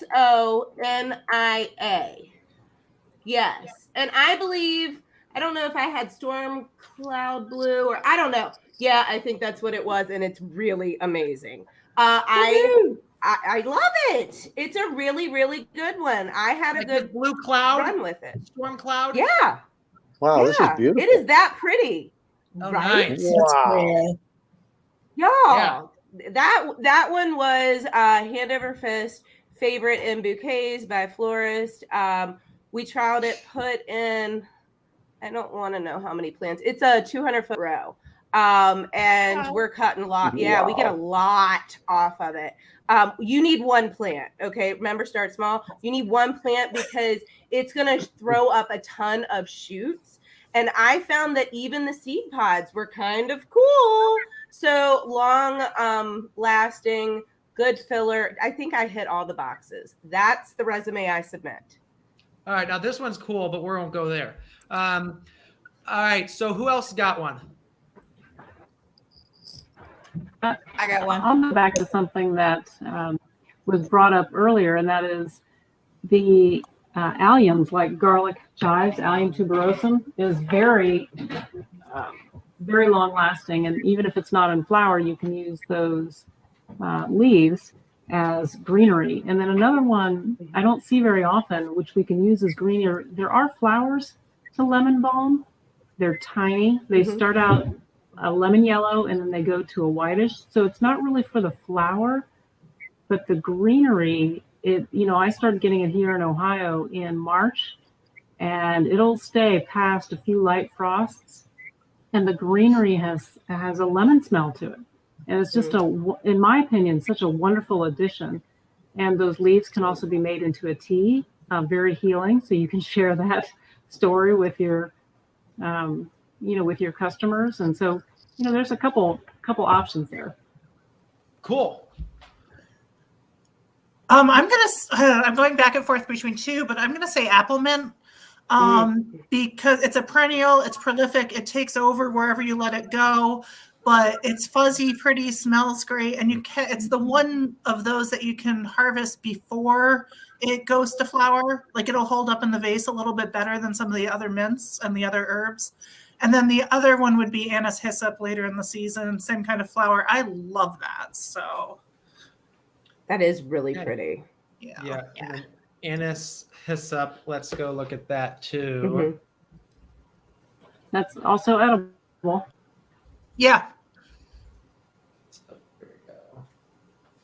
Okay, yeah, that is nice. And that is one that I've given up on basil and I grow this instead. And I succession plant this 4 times every 2 weeks, right up and go right up until frost on it, and pull a ton off it. I love it. Well, you know what we found with basil is if you leave it in a bouquet long enough, it grows roots, and then it's permanently on your customer's like table. Mm-hmm. Yeah. We had bunches in the bus for like 6 weeks, and they're just still looking great, so we're gonna leave them there. So anyway, anyone else got any ones they want to share? Yes. Sedum. Yes. Yep. It is perennial, extremely long lasting. Like when I have them on my table, I get tired of them before they die because we're talking 2 to 3 weeks. Wow. They last a long time in the field as well. I know around here they start mid-August, and I've cut them as late as like early October. I usually sell out of them before then, which is one reason I'm expanding my plot of them. But they're one of the easiest things to grow too. They are very hard to kill. They're extremely drought tolerant. They produce more and more each year. You can divide them. They're starting to come in a lot of different colors nowadays too. It used to just kind of be the pink look, but they're getting on other kind of darkers and even some lighter type stuff. And they're cool because the other thing is they change. This past year for my fall subscription members, I actually included one in their bouquet for about 4 weeks straight, but it looked different every week because it went from the green stage to the white buds and then to the blushy stage. That's when everybody buys them. That's when my florists go nuts, is when they're in the blush stage, and they're there for barely 2 weeks. And they're all asking me when's it coming? When's it coming? When's it coming? And I'm like, all right, here it is. Better buy it now. And they're always like, well, will it be there in 3 weeks? Nope. It'll be pink by then. So if you want it blush, you got to buy it right now. They also dry really well too. Mm-hmm. And I'm finding that as this whole kind of mixing dried and fresh trend comes in, when it gets into its darker stage, which I used to think was kind of it's gone over stage where it looks kind of brownish, people are still liking it. People still think it's amazing. So I'm planting more and more so that I will actually have some left when it gets to that stage, because usually it all sells out before that point. Yep. I wish I would have said sedum. You know what else I really like about it? It has that succulent look to it and that same texture and feel. So it's an added sales point if you're doing farmer florist, or if you're selling to florists and you hear those words succulents and you offer sedum. I've sold a lot of sedum because of its association to succulents. That was a good one. I love my parents planted this years ago, and ever since I've been in love with this flower. Mm-hmm. It's so great. That's great. Yeah. All right. Let's see here. Now it is 9 o'clock, so I know we told people that we would go for an hour. Now here's what we're gonna do: is we do have a giveaway that we're supposed to do, so we can do the giveaway. And if you all want to stay, I'm in my pajamas. I came ready to go to bed at 9. Okay, I'm in the next chapter. Listen, I've got to work really hard for 2 weeks because we're taking the kids to Disney. It was our big. I'm taking a pause. I'm doing the family thing, so I'm ready. Let's party. Let's pick a winner. All right. Well, the team has sent me for today's giveaway is Debbie Lynch Garrett, and congratulations, Debbie. And the team, I think, has reached out to you or will be reaching out to you within the next couple hours to do that. But yeah, so we've got that. Now I don't want to stop. This is really interesting. I'm finding this interesting. If anyone wants to stay, I don't literally have plans tonight. I wasn't going to go clubbing or anything. So I might as well. I get weird after 9, man. See, I mean, don't you go to bed at 8 o'clock, Jessica? I do.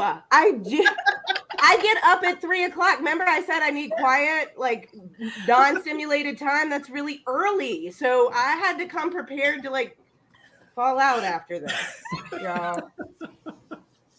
Well, I just want to jump in. I am going to run off to dinner, but I feel really privileged that I got to spend an hour with y'all. This was an amazing. I learned so much, and I loved the collaboration here. So Michael, thanks for putting this on, and Jessica and Betsy and Barbara and Melissa, you rock. I love that you're doing what you're doing. Thank you so much. All right. Well, Greg, thanks again. Appreciate your talk and your time. So You bet. again, Love working with you. All right. Bye, guys. All right. See you. Bye. All right. Yeah, I'm going to run off too. All right. Well, I was thanks a just lot. saying, for I'm hanging out with us. gonna head to bed as well. You guys all take All good right. care. All right. See you, Barbara. Bye-bye. All right. Well, yeah, again, I don't want to keep people up, but it's kind of fun talking about flowers. I've got a list here of my fillers. I now know. I know. You guys gave me perennials for my fillers. I really did. Hey, if something's going to be a filler, it should be easy. And so Yes. that's Yeah. why perennials are so Yep. amazing for fillers. Yeah. Yep. Like, Agreed. Yes. You know? Agreed. And Jessica, are you selling clothes now? I sell everything. I am like the flower hustler of everything. So there's this whole thing about like increasing background dollars. And I think a lot like farm shirts, that kind of stuff. Yeah. And now I'm getting apparently into pajamas. No, I'm not. But You should. yeah, listen, I wanted socks so bad, but we couldn't make it work and look good. No, I will be No. honest that we did throw around a merch shop for this summit because it's so fun. It just didn't happen. Happens. I got really excited. I was thumbsing you up. So now I feel like I have to calm down the excitement. Well, I mean, it happens. Yes. I mean, how cool is this logo on like a shirt? It would be really cool. Yeah. So, I mean, like Agreed. if enough people, I mean, we have, all right, let's go back and look at the list because I did say we would probably get enough. All right. Before we started, it was 19,906. Okay. Guess where we are now? Wait, you want real guesses? Wait, people? People. This is people signed up. Yes. Oh, yes. I didn't hear this number. Wow. Okay. Oh, I didn't either. Wow. We are at Like okay, I'm gonna like not shoot for the moon. 23,000. That's a good one. we're at 20,365. Okay, see, I shoot for the moon every time. Yeah. Well, hey, you know, it's great to be positive. So we've That's added right, more. wow. So basically, we're adding 200 people an hour up for the summit, which is awesome. So that question is always like, how do you increase your Instagram followers?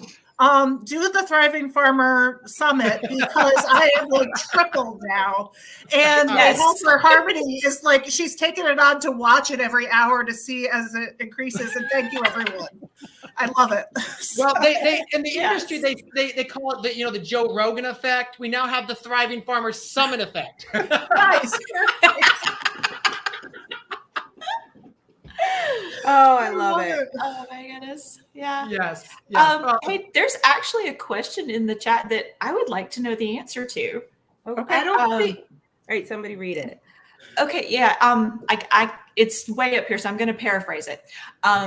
But basically, they were asking, do you ever have trouble selling flowers that are common to your area, like Queen Anne's lace, cone flowers? Because I know I've had issues with this in the past. Like when I first started, I've been in this particular area for 6 years, and when I first started here, like I grew like Amy and things like that. Could not sell them. However, now like everybody around here is growing them and they sell fine. And I'll be honest, I haven't gone back to growing some of those just because I've kind of moved on to some other crops. But have y'all ever experienced that? it's a great question. I actually do the opposite, and I intentionally embrace the simple flowers. And my tagline is "Not your grandma's," or "These are your grandmother's garden flowers." Love it. And that's what I use. So I use daisies, I use echinacea, all those kind of things. And I don't use a lot of focal flowers. I do some, and I really can't sell Lysianthus. There's something wrong with me. But I'm not selling I them don't to grow florists. lizzies I'm selling either. them to people. Okay, I love them. Jessica. I'll just come over and hang out in July when the house is in Lizzie Explosion. Just come over. I'll do all the hard work. I'll baby them up to that point because they are the problem child. But and I do want to say something on that is I'm a field grower. I do not have a tunnel. I don't have a house. And ranunculus are tough. Iceland poppies are tough. Lisianthus are tough.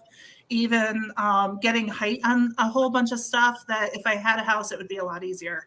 And I cannot grow lilies here well because of the red Asian lily bug.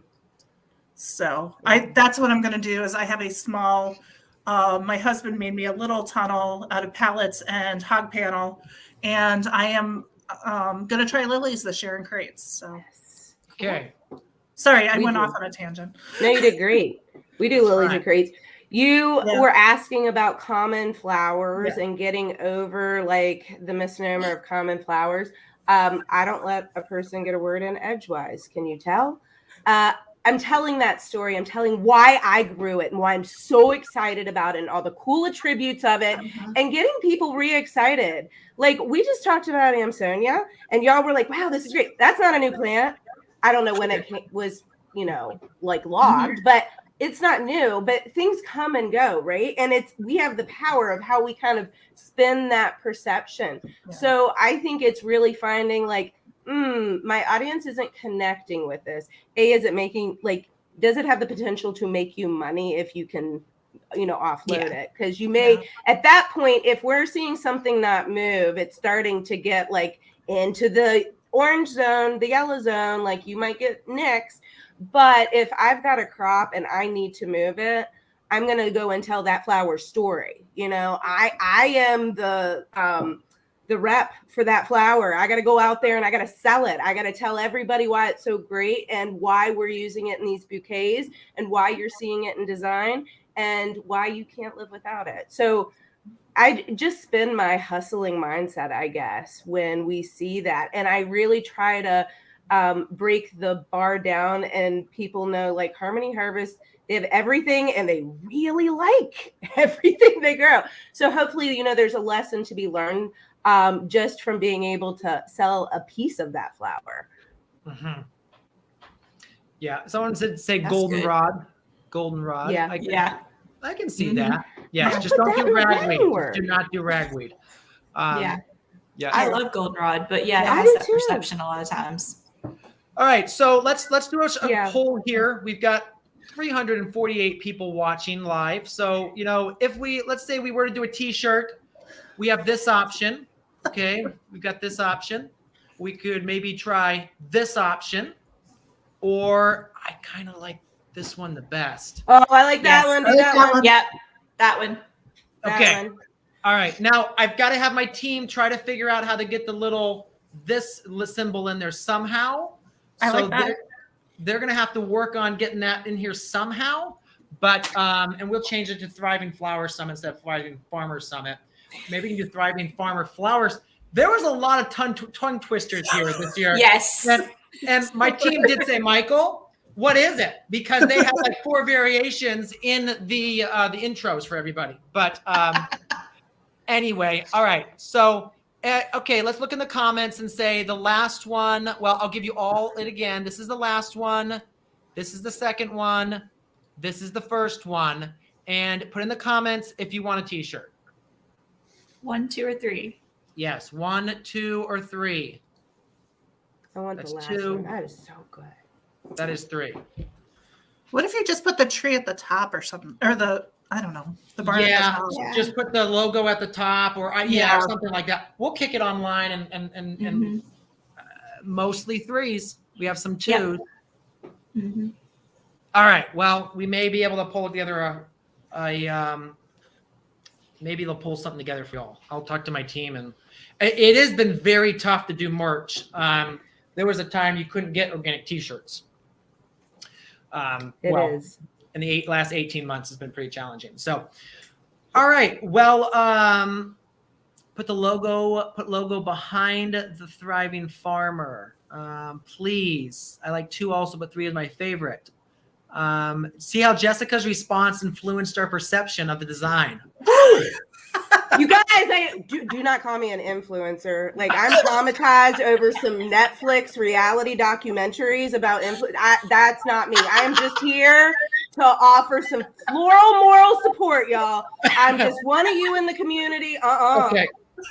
floral, moral support. Yeah, that's me. I am just getting the waves of a new podcast Yeah, from Jessica. It's Yeah. floral, moral support. yeah, it's coming real soon. Real soon. Listen, I'm here for all of y'all, but no. This is fun. Yes. Floral, moral. Yes, 3 on the back. Okay, I'm still getting feedback on my designs here.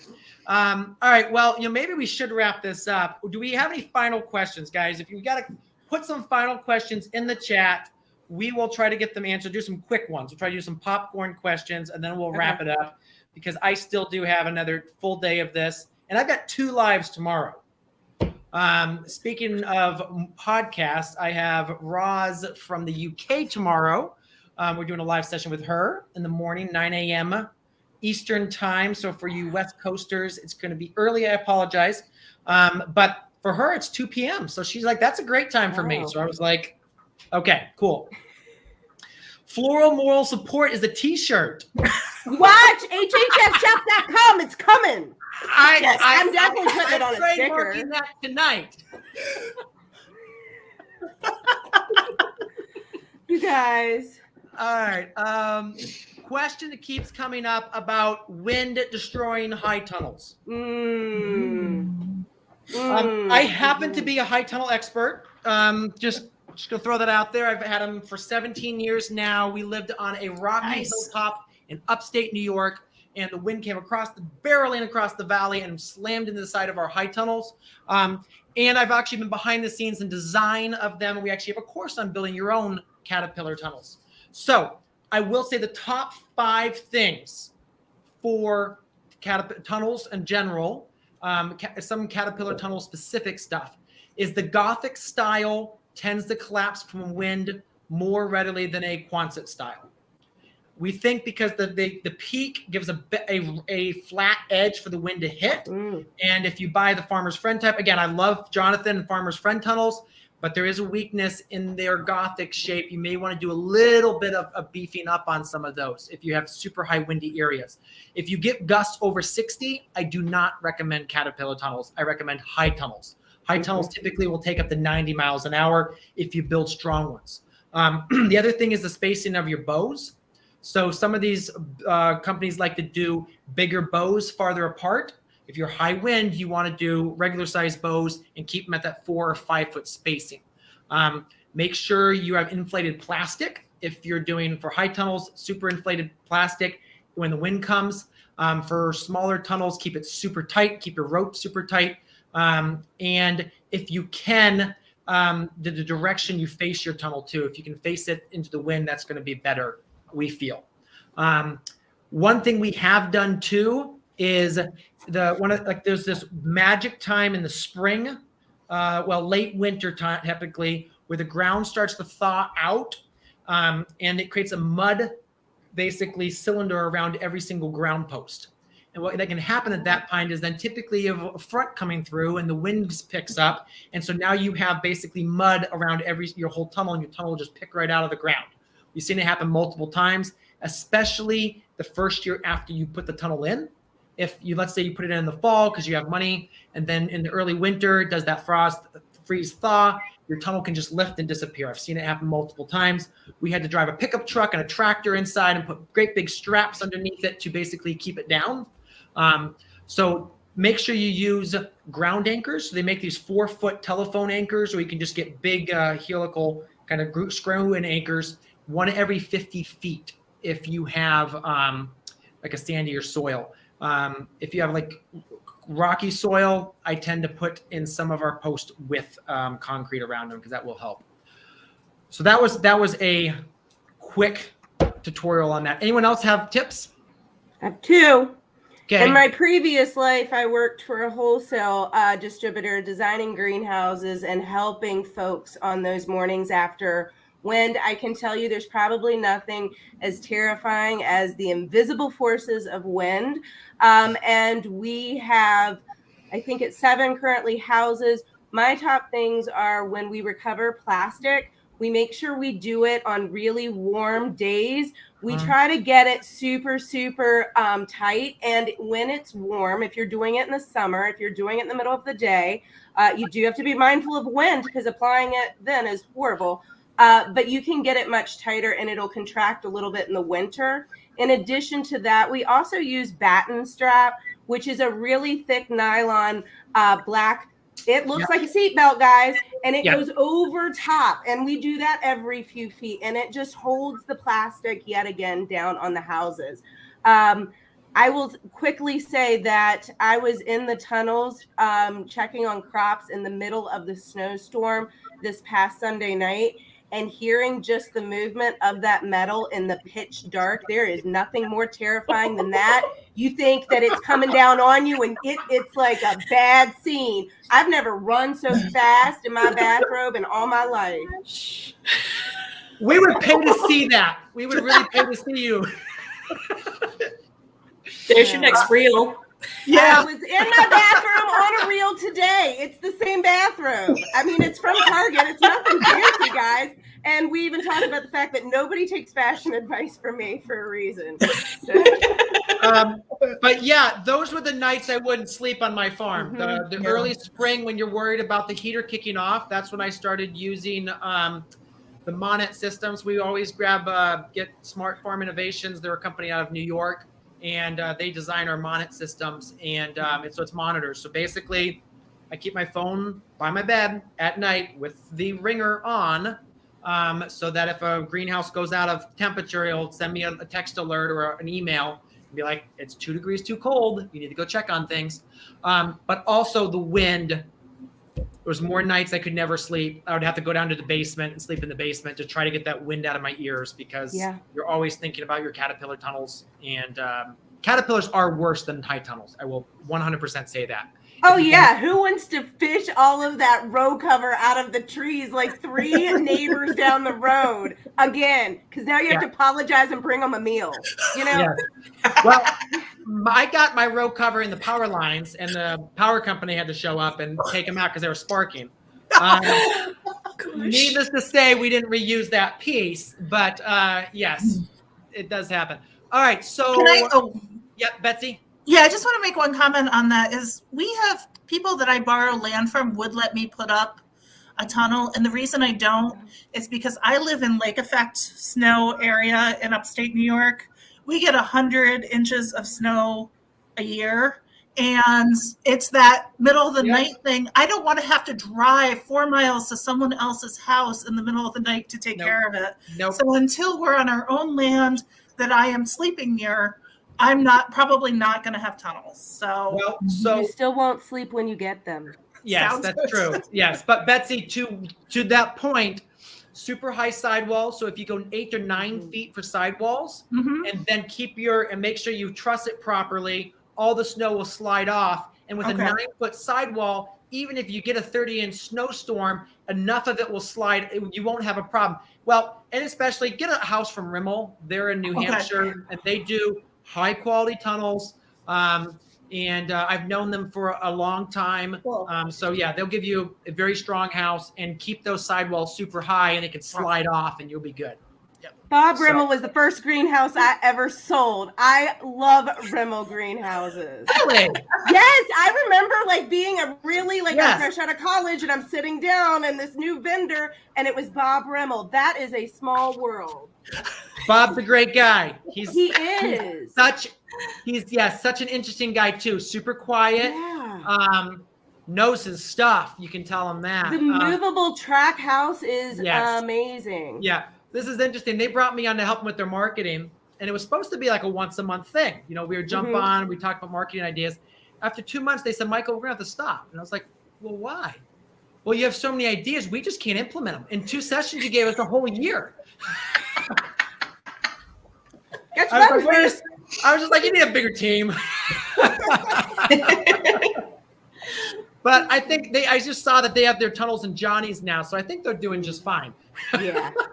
Yeah, I'd say so. But that's a really, really good, strongly built house if you're looking for something to even set the benchmark by. Yeah. All right. One last question here. Actually, can I add something really quick to the greenhouse Go thing? for it. Yes. Real fast. And this is probably, I think this is the Southerners' point of view. Because we don't deal with like, the frost heave and the ground freezing and things like that.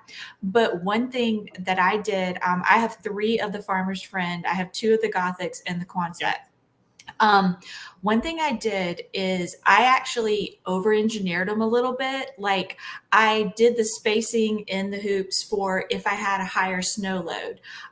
Just because with all the kind of just like change in our climates and everything, I think that a lot of times some of these more southern areas are getting some just weird, crazy weather that we didn't get 10 years ago. And so I think if you over-engineer a little bit, you're going to sleep better at night, because just more and more I'm seeing southern farmers with hoop houses that have caved in because of snow, because they weren't built to withstand that load. So, I think just, if you want to sleep, over-engineer just a little bit. Yeah. So our hoop houses, this pictures, if you go to our page or something somewhere about ours that we put up, we over-engineered, we went higher bows. One of the biggest things that we do, and this is was very unique to us, is we went a single bow all the way around. So most Farmer's Friend ships a 3-piece bow, and I'm very anti 3-piece bow because every tunnel I've seen fails at those joints. So we ended up spending a good bit more money because I wanted a 1-piece bow, and that thing is literally bulletproof. It's a 14 gauge, 24-foot long piece. We have 2-foot extensions, so it's actually 9.5 feet tall in the center, 16 foot wide. And again, some people don't need it. I want to be able to leave for Costa Rica or Belize for a month, and oh, cool, it's snowing at home. Well, that's nice, and not have to think about, oh my gosh, I'm going to lose a tunnel. So I absolutely agree with you. Over-engineer. It's definitely worth it. And again, if you do have to go with the 3-piece bow, just space it closer, like you were saying, and put your purlin. A purlin does help. Yes. And corner braces. So, and again, we do have a course. It's in our Small Farm University. If people do want it, we take you A to Z of designing it, talk all about the wind load and all that kind of stuff, and give you all sorts of options there. It's a heck of a lot easier to build your own from the ground up than people think it is. There's very few pieces. We teach you how to even bend your own bows. That is super easy too. It's not tough at all. Last question here. Let's talk about cool flowers started indoors under the same conditions. All did well except straw flower, feverfew, and rudbeckia. Any tips Or here? germination and took forever. Can I ask questions actually on this? If you're referring to cool flowers and the Lisa Ziegler stuff, are you referring to doing this in soil blocks? Because I have had the same exact challenges. Some things just don't start well in soil blocks, and I've actually abandoned them and I do everything in 1/28. But those are, I would say, strawflower, scabiosa, and rudbeckia. I start in a grow room upstairs under lights, and those are my 3 hardest ones that I actually buy in plugs for. So you're not experiencing anything that isn't normal there. Feverfew I've done better with, but I think it's also the variety of feverfew you're growing. Of course, the really common one germinates a lot better than some of the specialty ones. Yeah, germination can be a huge challenge. Shannon, I think she's speaking tomorrow from Bloom Hill Farm. When we first came out with our germination chamber, she bought the course, and I think what it was at that point, and she emailed me like 6 weeks later and says, Michael, I've gone from 50% to 100% or 90% because I'm now using a germination chamber. And again, you can build a germination chamber in as little as a big cooler, all the way up to get a fridge off the side of the road, put a crock pot in it. Again, we have a course that walks you A to Z, but it's not that hard. But that's the number one thing that we have done to increase our germination. We get perfect germination pretty much all the time. Now we use a working 2-door commercial fridge, so that in the summer we can also cool it. So for us, obviously, lettuce is our number 1 selling crop. We have to have it every single week. So that means we have to germinate at 82 degrees in August, which means you have to have a working fridge.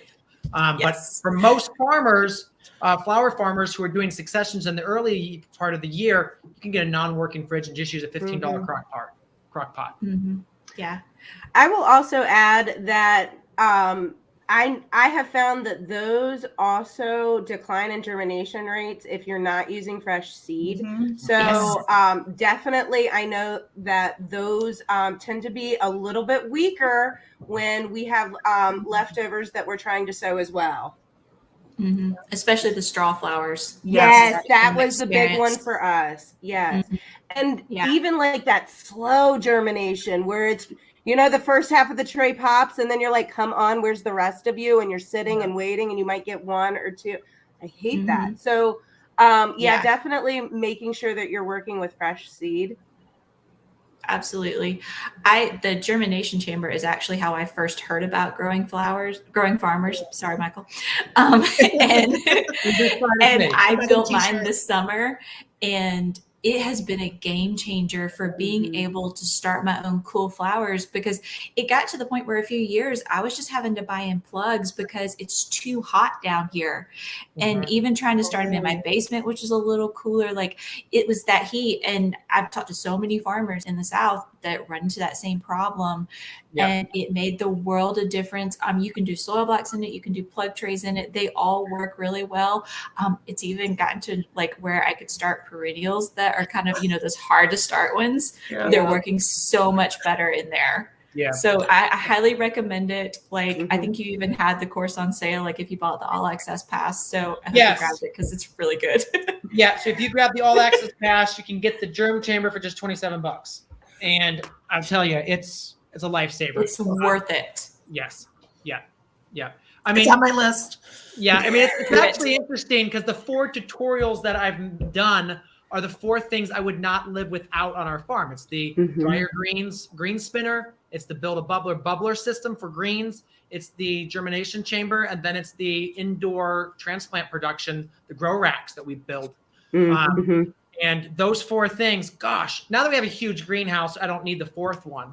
But I will say, we still do a few seeds inside, and having the right system for that and the right par value for the lights is the most important part. But for that one, you really don't need to buy that course because all you need to do is buy the lights. And John at Small Farm Works sells the lights now. He brought a pallet in, so you can always grab those lights from him. They're not. What are the lights again, Michael? Let me go there. Small Farm Works. I will be honest. You can also go to Alibaba and buy them as well. But John is slightly cheaper because he bought in a pallet of them. I'm going to make sure he has them in the store because I haven't chatted with him. Oh, yeah, here they are. I'm not going back to Alibaba because I asked for a quote and like 32 people started emailing me. So I mean, I'm a real touchy-feely person, but they were a little too in my face.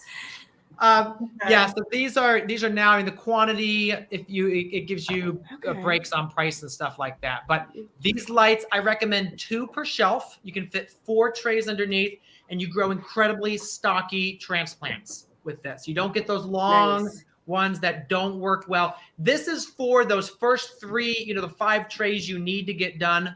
I'm actually behind. You can't see. Right over here is the entire rack setup. That's now covered with hot sauce jars and paperwork and seeds and money bags and that kind of stuff. But come here in about 2 weeks, we'll start messing around with it again. Sandy's Smart Farm Innovations is Robert the Monet system that I was mentioning earlier. This is a Small Farm Works for the LED grow. Okay. Got that. All right. Nice. Yes. So that's a fun thing for you guys. Hopefully that works. All right. Well, with that, I think we will. Vera Farm said, I did start them in soil blocks. We'll try them plug trays again. Thank you much for answering. Yes. I think you'll be really happy. I love soil blocks for brassicas. You grow the absolute best cauliflower broccoli with soil blocks. But everything else, we just use plastic because it's so much faster. We now use the PropTech trays. It's out of California. It's a hard plastic tray. And it's 231. So they're kind of small sized. but you can fit a heck of a lot of plants in there, which is super nice. But our plan this year is to buy a pallet of the 144s, which are a larger cell size for some of the stuff that needs a little bit bigger. So, Melissa, what do you do? Yeah. So I've done various things. Right now, my grow lights are kind of like they're shop lights, you know, from your local hardware store type of thing. I will admit that, like, I've had most of them for 8 or 9 years, so I'm kind of thinking about maybe it's time for an upgrade to LEDs. And I, completely honest here, I'm fixing to probably like overhaul the majority of my indoor seat starting setup because I really don't like it. But for years, I've just done it in my basement. For a while, I used my flower cooler in the winter, but now that I'm storing thousands of diatubers in there, that's not an option, which is a lot of what is prompting this kind of redoing of everything. I have a room off my basement that I'm thinking about insulating and putting, like, I have racks and everything. Like, I've got those, you know, I've really kind of got the stuff, just need a good place to put it. But I think I probably am going to try out some of the LED lights and then probably over time, you know, eventually switch. I use kind of a mix of soil blocks and plug trays, depends on what I'm starting. And I tend to use more of the soil blocks when I am starting seeds inside, like this time of year, just because I can get more in the tray. In the summertime, I use the plug trays a little more because I do more of that stuff outside. I have kind of, it's about, basically, when I set up my first Quonset tunnel, I only needed 70 feet of it. So I took 20 feet of it and just set it up. It has no ends on it, but it's just a covered space with a clear top, and it has tables under it. And that's where I harden off seedlings, but I also start some of the summer stuff there because it's nice and hot and it works well. But that's one of the reasons I use plug trays in the summertime, because keeping soil blocks watered in an environment like that, that's a nightmare. Went on vacation one time and the plant, you know, minder, she kind of didn't quite get that right. Oh, no. So that was enough to be like, okay, just need to be in plug trays during the summertime. And, you know, and I mean, it's a toss up. Like, I think that you save a little time planting from soil blocks when you're planting in the field. I think you save a little time with plug trays, like filling them and actually seeding them, especially if you have a vacuum seeder. I wish. But so I don't know, it's a catch-22, you know, and as I've gotten used to planting both of them, my speed, you know, has increased on both sides. So I think kind of do what works best for your situation, you know? I was just curious what y'all did. Yeah. That's cool. That's what, do y'all have like a propagation house? Wait, what? Sorry. I was saying, do y'all have a propagation like greenhouse up there? Yep. Same question. Oh, I'm curious. So I have a itty bitty teeny tiny little greenhouse. I remember I worked in greenhouse sales, and I would literally not get off the phone until I said, always build it at least double what you think you're going to need. Because I was a salesman. I thought it was just a sales trick. I have a Barbie greenhouse, and we literally start everything in that. So it's like a glorified germination chamber is what we use. It is not ideal, like at all. It's so small. I think it's like a 12 by 20, guys. Like it's little, it's tiny, it's so cute. And it's not even super efficient as far as the layout, but we make it work. We turn things in there pretty quickly. That is a heated space. So I'm really good at kind of nursing that into like a glorified germination chamber. And then from there, we have 2 Quonset houses that we kind of use to like, okay, come on, like let's start hardening off. And I'm a mean landlord. I evict them real quick. I need to keep things moving along. So they are not allowed to sit in there very long, which is why I buy all my Lizzie plugs. I have no room to tie up for stuff like that.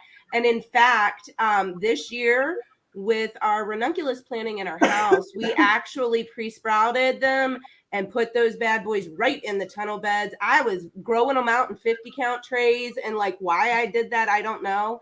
But just learning how to be able to move that we don't soil block. I will be honest, that's on my flower bucket list, because I do think it improves root structure. I've not done it, but in theory and knowing how plants grow, I can see all the benefits that would come along with that. For what we're doing here, the volume that we're trying to just move through, it just didn't make sense for us. Yeah. And again, okay, how about a little bit of that comfort zone? So I knew 128 trays. I knew the 1020 flats and what all my options were on garden center production from my years in that. So we pre-fill and only work out of 128s, 50s, and occasionally some 72s. But yeah.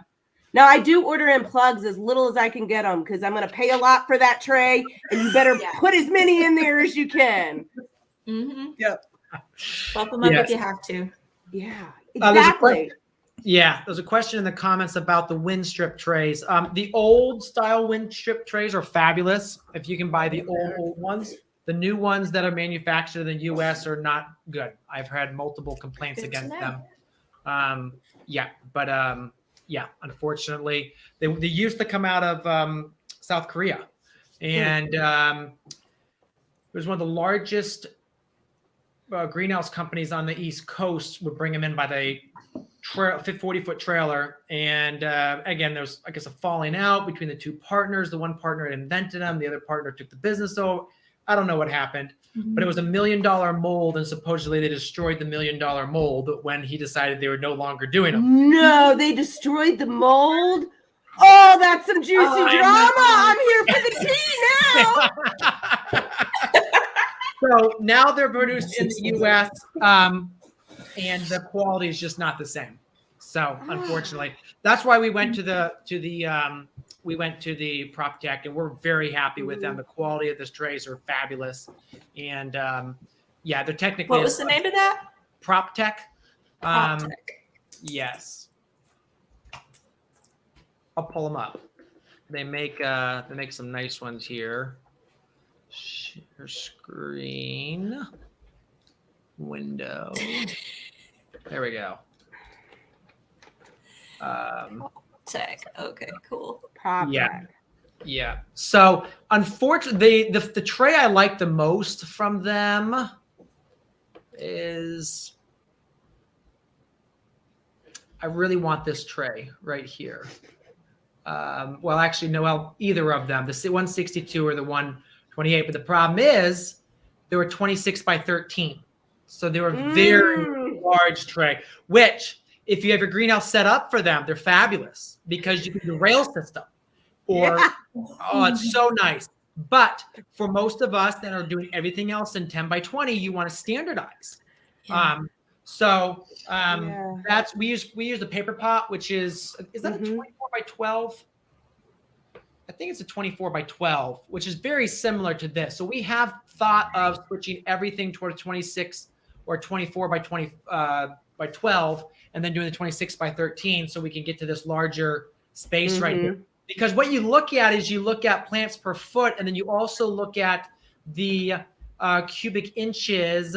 You get is at 39 cc's compared to the ones we're using right now, which are under vegetables, which are the 231s. The 231s.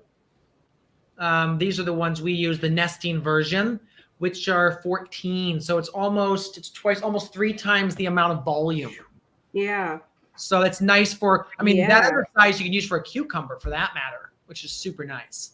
Because these 231s, there's no way a cucumber is going in that. We do, even sweet corn in 231s, but anyway. Are those like injection molded trays, or are they more rigid? They are. Okay. They are like, you can run I have run a vehicle over them. Okay. And they're fine.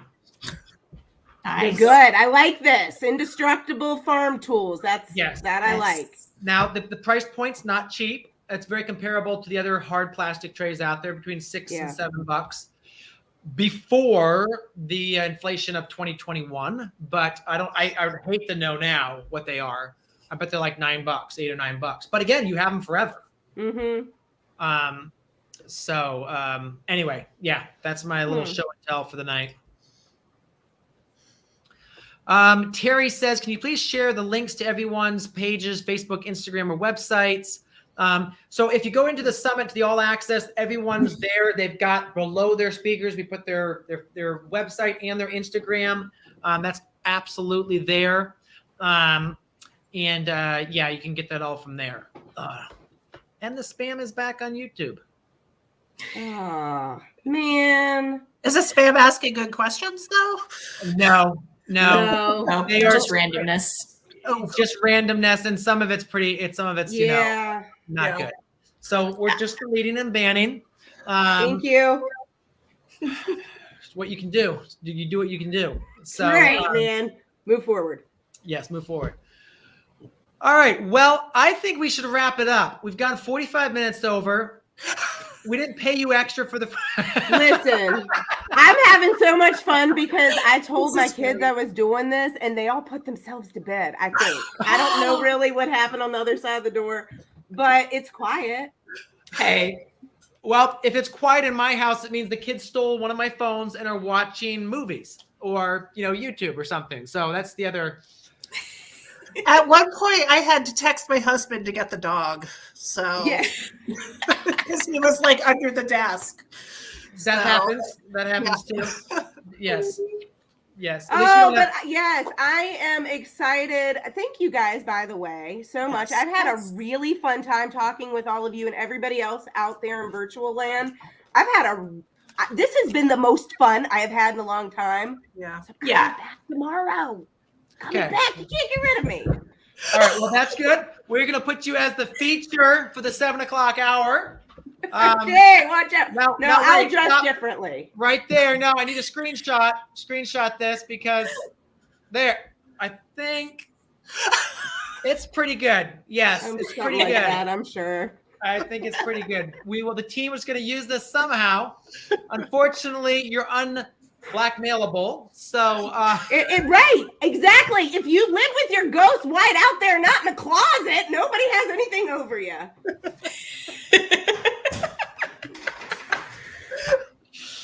Oh gosh, yes. Kelly says, "Look forward to the outfit, Jess." All right, so I'm going to wrap it up. I want to say we have a really cool giveaway happening tomorrow. It's our Give Back giveaway. So pay attention to the 6:00 email. And again, we have a whole just lineup of amazing presentations tomorrow as well. We got Jessica's coming back for another presentation about farming with family, I think it is, right? Yep. Mm-hmm.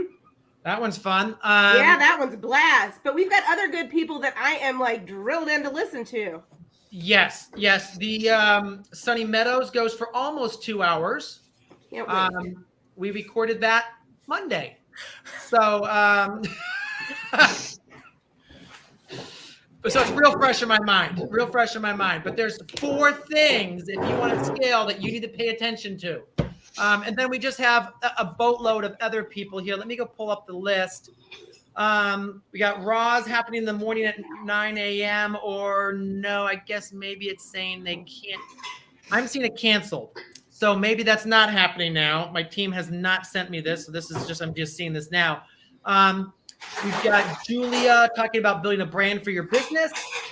Becky talking as walking as yourself.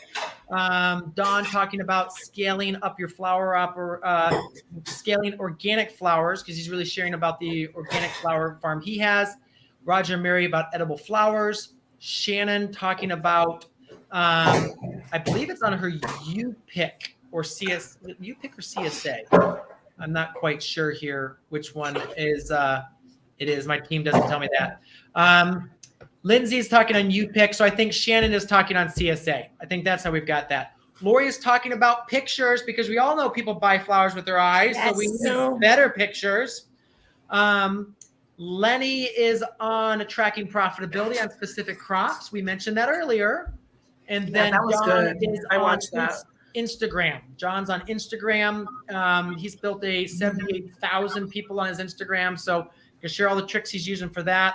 And then Molly is talking about harvest hosts, revenue from RVers on your farm. So If you have space on your farm to park an RVer, it can be a great revenue stream if you have like an on-farm stand or like you pick or something like that. So tomorrow at 6 a.m. starts super soon. Can't wait to see you all there. And again, Jessica, Betsy, Melissa, and I know we lost Barbara and Greg, but thank you so much. This was a ton of fun. This is my best. This is the best part of the summit, is getting on and just talking about this kind of stuff with you and all you amazing folks in the comments.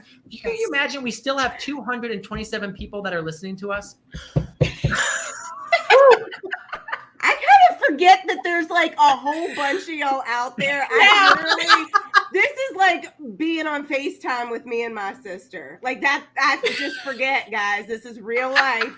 Yeah. You know what? That should be a prize at some point, like a 5-minute FaceTime with the two of you. You think it'd be a prize. We think it'd be a prize. Like, yes, you may not want me to have your connection information. I really drill into friends. No, I love hanging out with everyone. We can work it into a giveaway somehow, I'm sure. Yeah. Yeah. Well, I'm looking for a friend, so however we need to hustle that. I love it. This is my favorite part of this whole community. And I feel incredibly grateful and blessed and to be sitting amongst all of you guys. I mean, the lineup for this has been incredible. Some of my personal role models and mentors and people that I've looked up to for a long time on my flower journey. So it's really nice to be able to share, you know, what our perspective is here and listen to everyone else and get really great insight going into a new year. So Michael, thank you so much. Yes. Well, it's absolutely.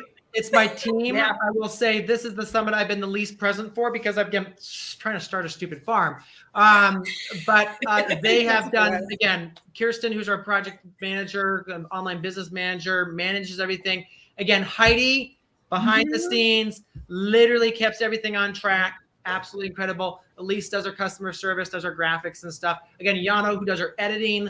And then the other team, like we have Carrie, who does our podcast editing. So again, all sorts of people behind the scenes. And then obviously all our speakers. So again, this doesn't happen. Again, we start 150 people that we start to do the outreach to, and then however it all works its way down to however many we have now. So it's a team, truly a team effort. And again, this is a truly worldwide summit because we have people typically from over 100 countries. So that tune in. Again, people that, again, do not have the resources that we do here in the U.S. I mean, a lot of these people are dealing with, supply chain like issues like you would not believe. They try to get seeds, try to get, supplies. They don't have Drip Tape Depot click away. So, yeah. All right. Well, we're going to wrap it there, folks. It's been 2 hours and 51 minutes since we started this. And it's great. All right, folks. You all have a great night. Thank you so much. We'll see you tomorrow. And then tomorrow at 7 is going to be, again, the Flower Power Hour. Yeah. I don't know. Again, my childhood. Okay, sorry. Quick story. You love this, don't you? I know you do. Have you ever had anyone show up in their pajamas like this before? I can't say I have. I will not. I cannot promise that I am wearing, a bespoke outfit the entire way down. That's a whole nother session. Another prize. I grew up in a very conservative household, and my grandfather was a pastor. So every Sunday morning when we would visit him, he would listen to the Hour of Power coming from the Crystal Cathedral with, I forget the guy's name, but I mean, Robert it was Schuller. Yeah. Yes, the production level was incredible. I will not say that our production level is anywhere close to that, but I will say this is the Flower Hour of Power, that you get all things flower answered. So there we go. We'll wrap it with that story. If you want to hear other stories of me growing up in a very conservative household, that's a therapy session. I'm a floral therapist too. I'm down for some tea. We'll talk. Yes. All right. Absolutely. We'll leave it at that. Right. Thank you so much, everybody. Bye-bye. Bye, guys. Thanks. Bye. Bye.